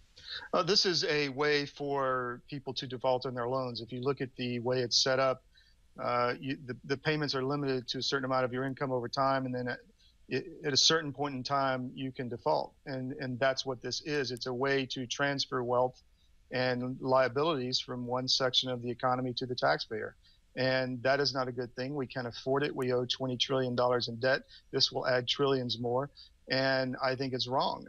Are there ways we can deal with this without, adding to the debt? I'm not sure. But this will definitely lead us in the wrong direction, in my opinion. How do you react then when you hear people in the administration saying that the reason why we're doing this is because we want to, and I'm going to quote here, stimulate faster economic growth without relying on legislation?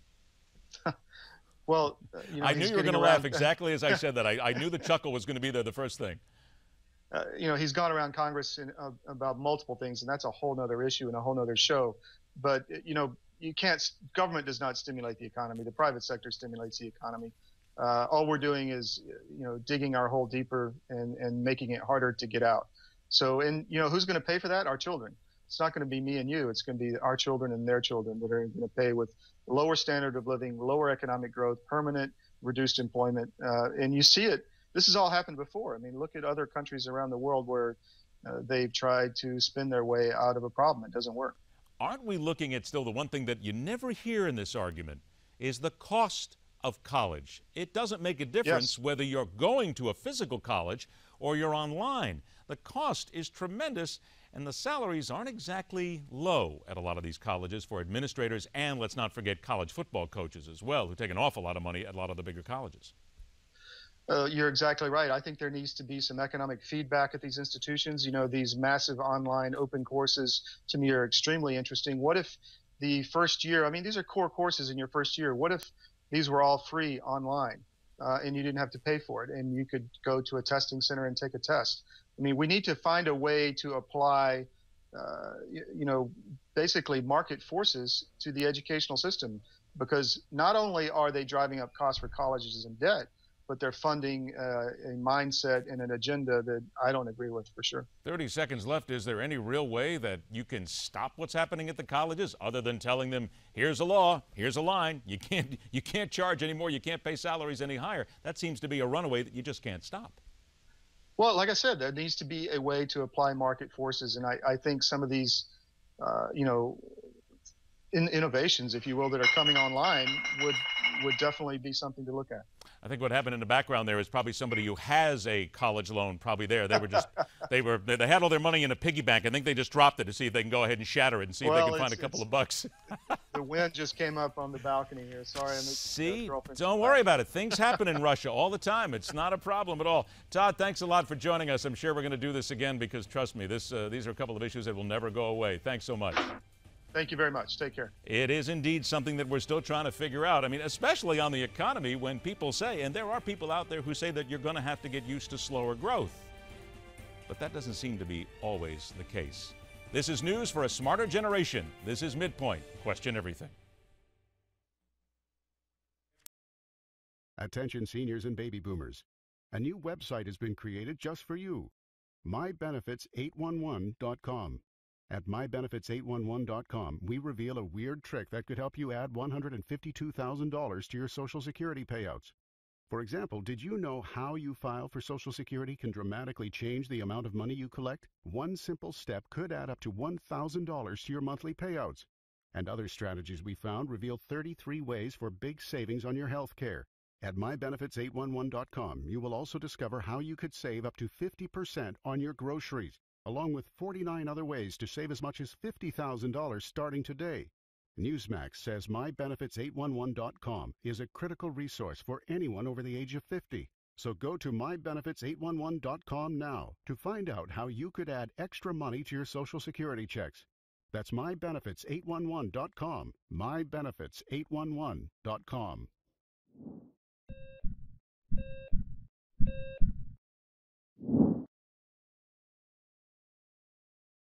Heart disease is the biggest killer disease in America, and this doesn't surprise me. We are addicted to starches, sugars, fatty meats, and salt. People who live in countries with little heart disease eat very differently. One way some people stay heart healthy is by following what is known as the caveman or Stonehenge diet, so named because of its similarity to the way our prehistoric ancestors ate. People who follow this type of diet live off local fruits and root vegetables and get their protein mostly from fish and wild game they shoot themselves. Now, since most of us don't hunt or fish for all our protein, here are some simple tips on how you can start to eat like a caveman, modern day style. First, fill up on fruits and vegetables. Eat them first and you'll be less hungry. Feast on fish, which is rich in nutrients but not in calories. Choose fatty fish like mackerel, herring, sardines, and salmon, which are rich in heart-healthy omega-3 fatty acids. Get out and go for a walk. Remember, our ancestors were hunters and gatherers, so they didn't spend their time sitting in front of a TV or computer all day. If you live more like a caveman or a cave woman, your heart will love you for it. I'm Dr. Chauncey Crandall, and thank you for watching this Heart Health Minute. Remember, it's never too late to prevent or reverse heart disease. Right now, I invite you to discover your own risk for heart disease or even a heart attack by taking my quick, free online quiz at www.simplehearttest.com.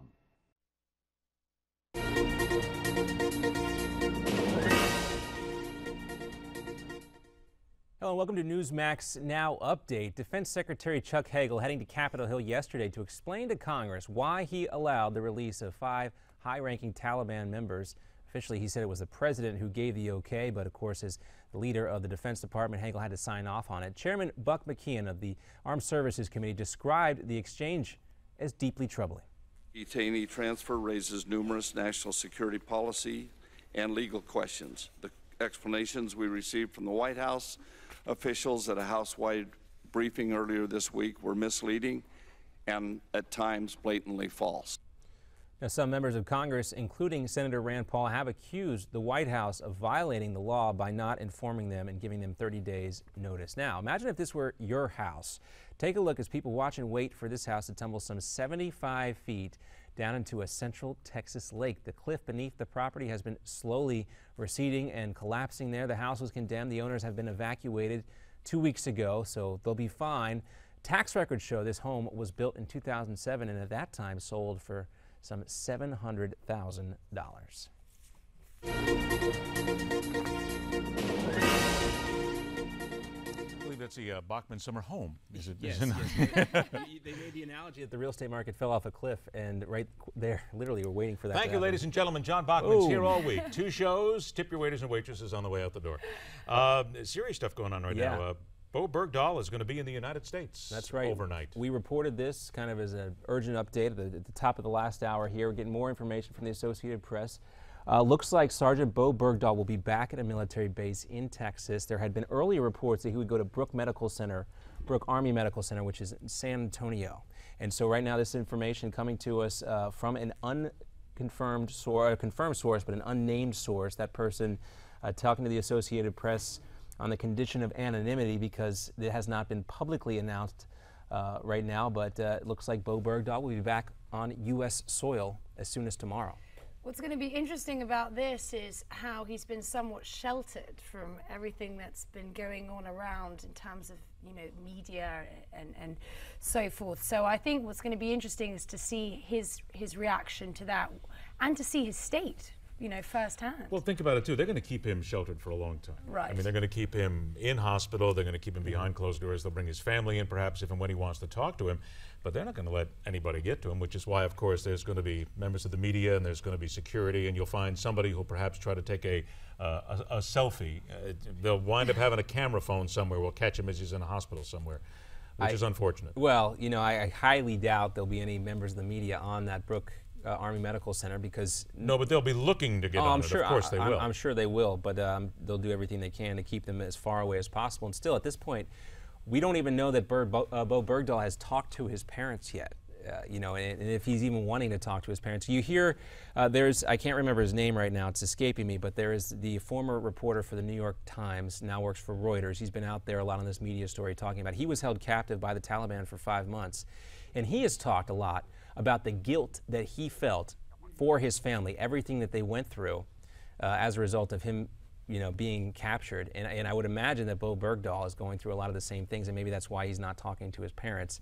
If you can only imagine what it'd be like to have your child missing for 5 years in captivity. Again, that's what we keep coming back to, and why I've said previously that you got to give Bob Bergdahl, his father, a little room as everything kind of shakes out here. Well, there's been some controversial stories I've heard that have been raised recently about his mental state prior to this and prior to him being out there. So I think that's going to be interesting to hear those start to surface as well. And true or not, we don't know at this stage, but and how they play into his decision, obviously, while he was out there. So those are going to be interesting to hear as well. We'll go to what you said, true or not. I think that's the biggest thing that we have. It doesn't make a difference where we're hearing it from. We hear 20 stories a day. He did this, he did that, he walked away from this, he was this. Stop. We don't know any of this yet. I mean, certainly now we have someone who has released a journal saying that they're doing it in his own best interest, but we still don't know when it was written, how it was written, who it was written by. We don't know anything about it. Everybody stop. Calm down. We'll figure it all out. We'll get to the bottom of it. If he was a deserter, there's still people right now questioning if anybody died who went out looking for him. I mean, seriously, it's on and on and on. We'll find out. There needs to be an investigation. I've said this before. I've talked to a number of my friends in the military, and I would probably guess that it comes in maybe 30, 40 people I know who are current military. Every one of them have told me the exact same thing. If he deserted, let's hope he gets thrown in jail for as long a period of time as possible. If he is innocent, let him go. And every person said the same thing to me. Is that the most, the thing is that the most important issue right now around this story? Is that, what no, is that? It's not. It isn't. And I think that's where the focus may, hopefully will shift from, is he a deserter, is he not a deserter, to hang on a second, why did this swap even occur? And what is going to be what's going to follow on from this event? As opposed to, what's the nature of his position? One thing that I was kind of reading into, maybe I shouldn't have done this, but was the tone of Chuck Hagel's voice and the tone of Chuck Hagel's voice thus far when he's spoken publicly about the Bo Bergdahl situation. Hagel not known for being the most animated guy when addressing certain issues. Yesterday, that hearing that we just talked about during the update, he was animated. He was fired up about this issue.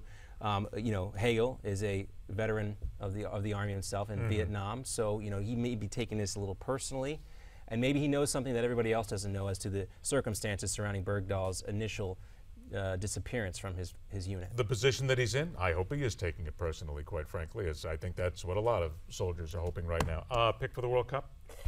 Well, Being English. Come on, Being come on. English, I'm a huge fan of England, but they may lose to Italy, so I hear. And being Italian No, as you only well. heard that from the floor crew. That's all. You're just parroting what you heard. I mean, how do you not pick the home team, Brazil? However, my personal favorite is the USA, of course. Oh no. So I would say I'm going to pick USA. Brazil probably going to win. Spain is one of my favorite teams as well. Follower you. John Bachman, Francesca Page, Ed Berliner. Stick around. Midpoint continues. We question everything. Imagine if you had a secret code for making money, a code buried deep within biblical texts. A code that certain investment titans have quietly exploited to amass billions. And what if this code could be used by you today to unlock vast amounts of wealth safely and ethically? Investment expert and former pastor Sean Hyman says there is such a code. He calls it the Biblical Money Code. Sean credits this code for helping him turn his father's $40,000 retirement account into $396,000. And today, you have the chance to tap into this life-changing biblical money code by visiting moneycode50.com. That's moneycode, the number 50.com. At moneycode50.com, you will find a free video that describes how you could use this biblical code in your own life to get out of debt and invest for profits. That's moneycode50.com. Federal and state authorities urge every American family to have an emergency radio. It can save you and your loved ones from disaster. Now, Newsmax has an incredible offer for you. Get our Weather Band emergency radio free. This emergency radio picks up AM, FM, and the NOAA Weather Band. It even works without batteries, essential in an emergency.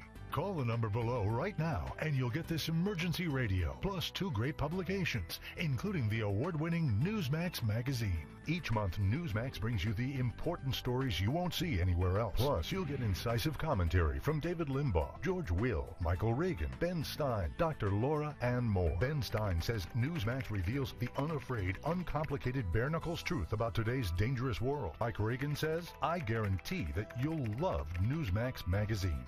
This emergency radio offer with Newsmax magazine won't last long.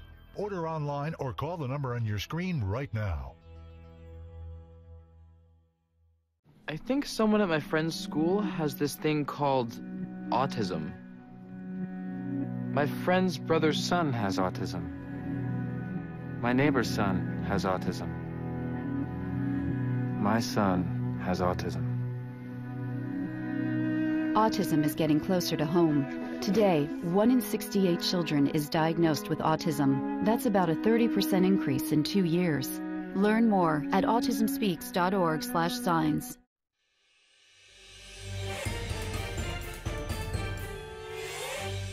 I do believe that the military will handle Bergdahl properly, okay, for whatever he did or didn't do. It still doesn't justify 5 of the most notorious people we've had for 10 years. If they were that important for us to keep them that long, then don't you believe that all of a sudden all 5 were okay to be released? Does that not bring a question? It does in my mind.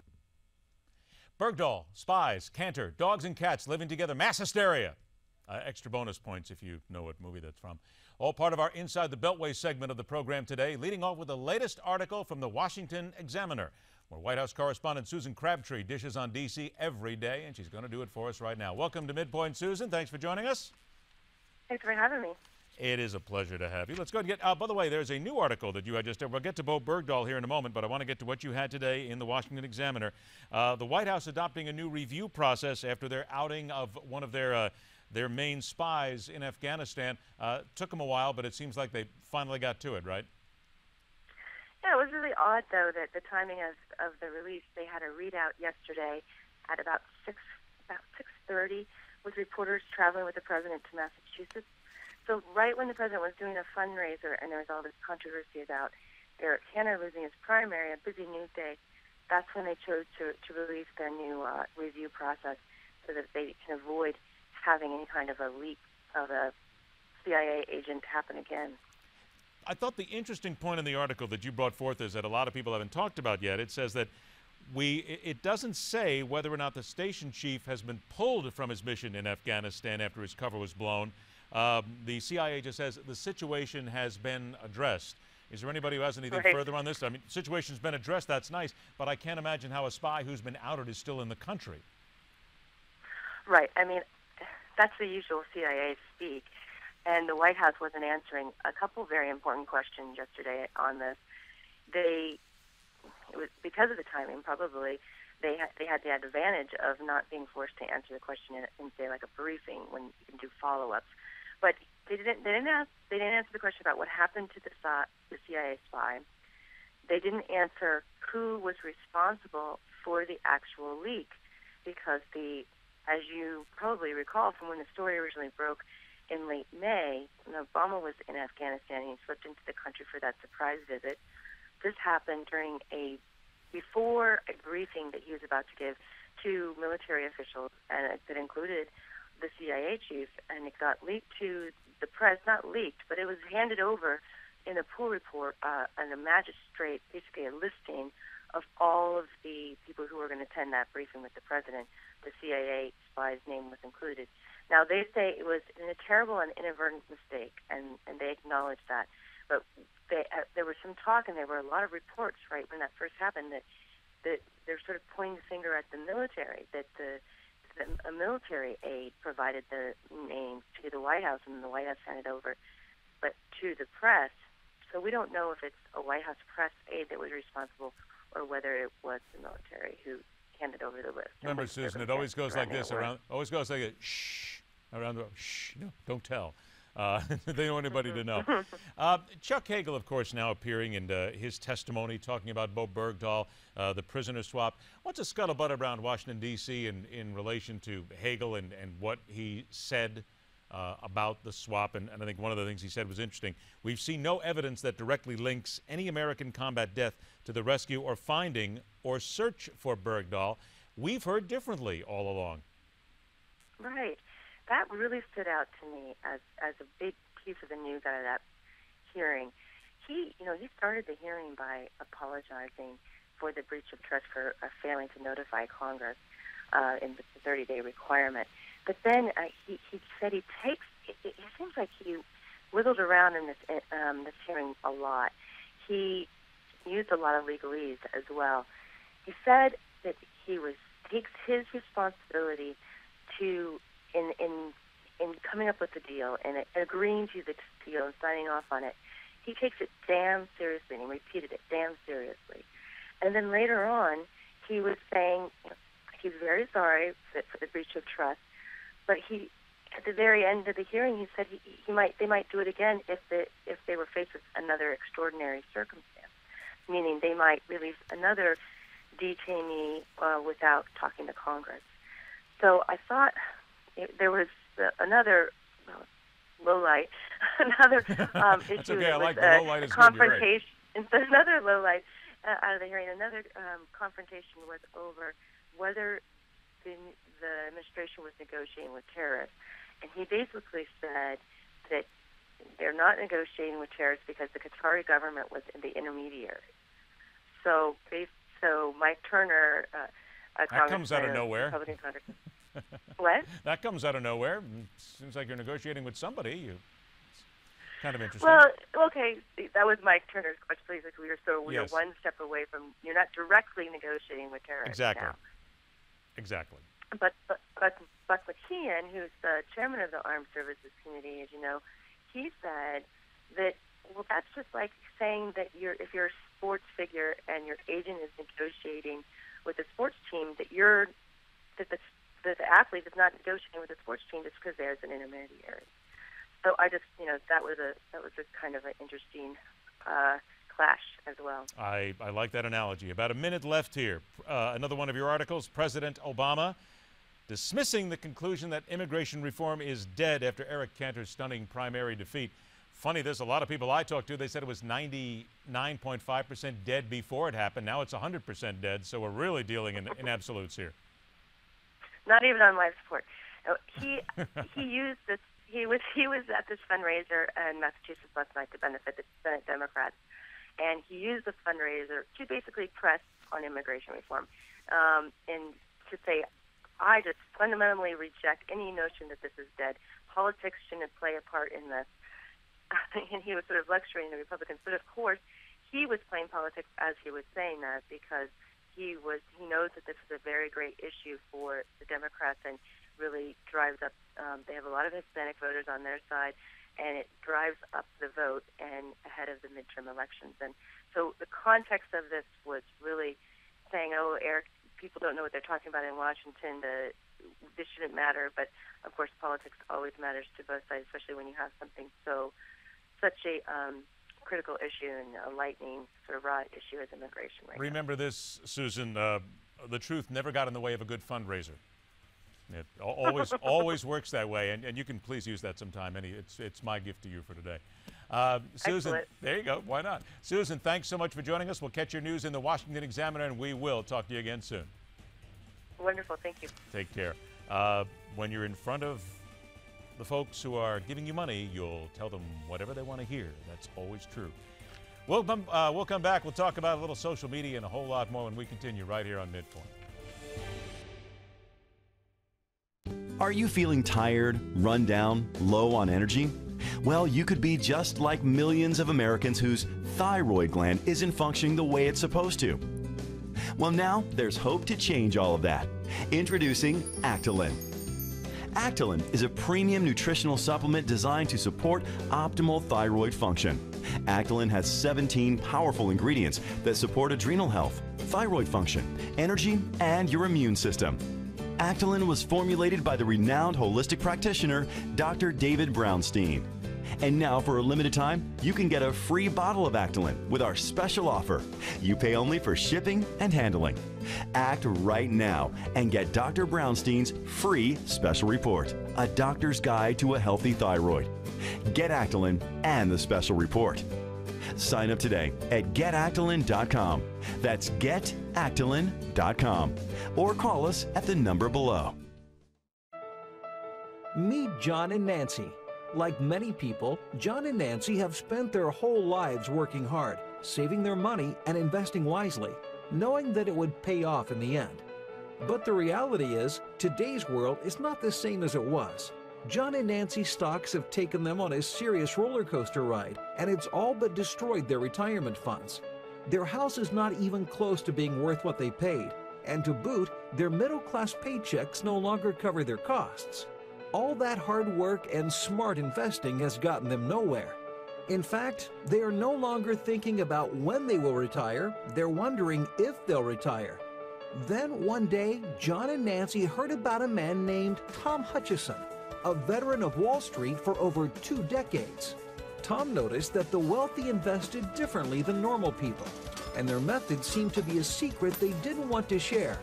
So Tom left his job, compiled the strategies, and published them in the controversial book, Powerful Secrets to Achieve Superior Returns. John and Nancy immediately picked up a copy, began investing, and never looked back. Thanks to Powerful Secrets, John and Nancy now have investments that pay up to 20% a year. They learned about unique tax-advantaged investments, and their favorite chapter revealed a strategy that anyone can use to turn $50,000 into $1 million. Now, John and Nancy have control of their financial future in this new reality, and they have peace of mind about their investments that they never had before. Best of all, they are back on track to a secure retirement. To get your free copy of the book, Powerful Secrets to Achieve Superior Returns, simply visit www.myfinancialage.org.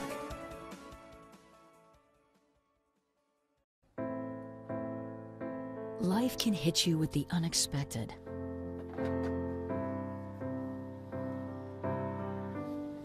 Forcing you to make difficult decisions.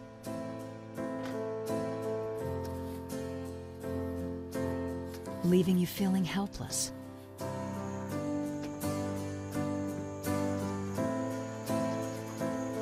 You don't have to lose your home.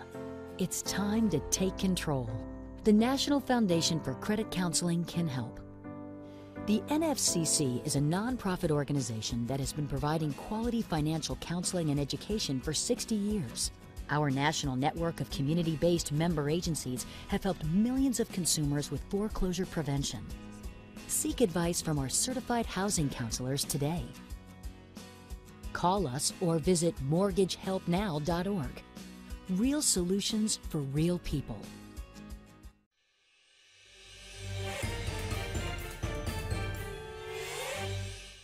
What was once little more than a wild dream in a dirt ditch across a continent, started by the Colombians, helped by the French, but turned into a marvel of the world and something that changed the planet forever, thanks to American ingenuity. The Panama Canal, the focus of this American moment.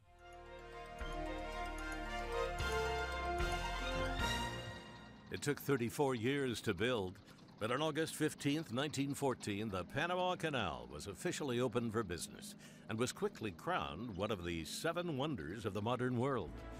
The 51-mile-long and 10-mile-wide canal was originally begun by the French, but abandoned after 9 years and the loss of over 20,000 of their workers from disease-infected jungles. President Theodore Roosevelt believed the completion of the canal was essential to American security and prosperity, so he negotiated with the French to purchase the canal's properties and dredging equipment. But when negotiations with Colombia over a canal treaty broke down, Roosevelt backed a local bloodless revolution that lasted only a few hours. And on November 3rd, 1903, the nation of Panama was born. With the opening of the Panama Canal, the Atlantic and Pacific Oceans were joined, reducing a ship's journey from New York to San Francisco by 9,000 miles. Roosevelt's vision made the canal a reality, and the feat helped make America a world power. You're watching An American Moment on Newsmax TV. Welcome back, everybody. A couple of minutes left here in Midpoint. And then we're going to send it to New York City, and that's where Steve Molesberg resides right now. Get ready for the Steve Molesberg Show. Greetings, sir. I know that you are probably up late watching as you were hoping that the Los Angeles Kings would put the Rangers out of your misery. Out of their misery, too. Yeah, I absolutely was. But, you know, a couple of years ago, my Devils went down 3-0 in the Stanley Cup Finals against the Kings, came back and won the next 2. We'll see if the Rangers have it in them to win Game 5 as well. All right. No winning at all for the administration right now when it comes to Iraq, because the pictures we see coming out of there, Steve, are just incredible. I mean, you have the security forces running as fast as they can and not trying to help protect their own country. And now you've got Barack Obama sitting there and everybody. What do we do next? Well, you know, John Boehner said that the president's been napping. He said that very dramatically, napping for the past few years. David Ignatius, the Washington Post, who will join us later, says that the president was, and he's no conservative, the president was handed an Iraq when he took over that did not have to result in this. You have all the times we've been told that Al-Qaeda and you know, they're on the run, the terrorists are done, and of course this shows they're not. You have Ralph Peters, who will join us later, saying that all the blood and treasure that was spilled in taking Iraq and these key cities that are now being retaken by Al-Qaeda, all for naught. And that's a horrific thing to think of, but it seems to be the case. And Obama says everything's on the table. But coming from Barack Obama, what exactly does that mean? We'll find out, I guess, eventually. And I can't think of one American right now who wants to put one boot on the ground in Iraq. Certainly not anymore in any country. No, absolutely not. So here we go now, not. and a new poll that's out, the Pew poll. I know that you mentioned this too, that it says basically, in polarized America, we live as we vote. Conservatives and liberals just don't differ in their political views. They just don't get along in much of anything, according to the poll. Right. Conservatives like to hang out with conservatives and discuss things with conservatives, and liberals with liberals. And there's a decent percentage, certainly not a majority, of conservatives who think that the other party is a danger to the future of the country and vice versa. So we're becoming more and more polarized, and I think that's for the most part because we've seen a Democratic Party turn into what they call progressive, which has very severe historic connotations that JFK would never, ever, ever fit into or recognize. Well put indeed, my friend. I know you'll talk about that in more. 15 seconds. Any other guests you want to go ahead and talk about today that you've got coming up on the Steve Molesberg Show? Terry Francona will be here Terry Francona will be here as I mentioned. We're also going to have David Ignatius will be here, and also who did I mention? And Ralph Peters. So that and many, many more. So we'll have a good show, and Mary Walter will be here. So we're going to have a great show. I give Tito my best when you see him as well, my friend. Have an excellent show, and we'll talk to you tomorrow. Thank you. All right. Steve Mosberg coming up with the Steve Mosberg Show every day, 3 o'clock Eastern Time. America's Forum at 9 a.m. Eastern Time. Midpoint at noon Eastern Time. Steve Mosberg Show at 3 Eastern Time. Make sure you catch us every day, because remember, this is news for the more intelligent people. I'm Ed Berliner. This is Midpoint. Rock on, true believers. See you tomorrow.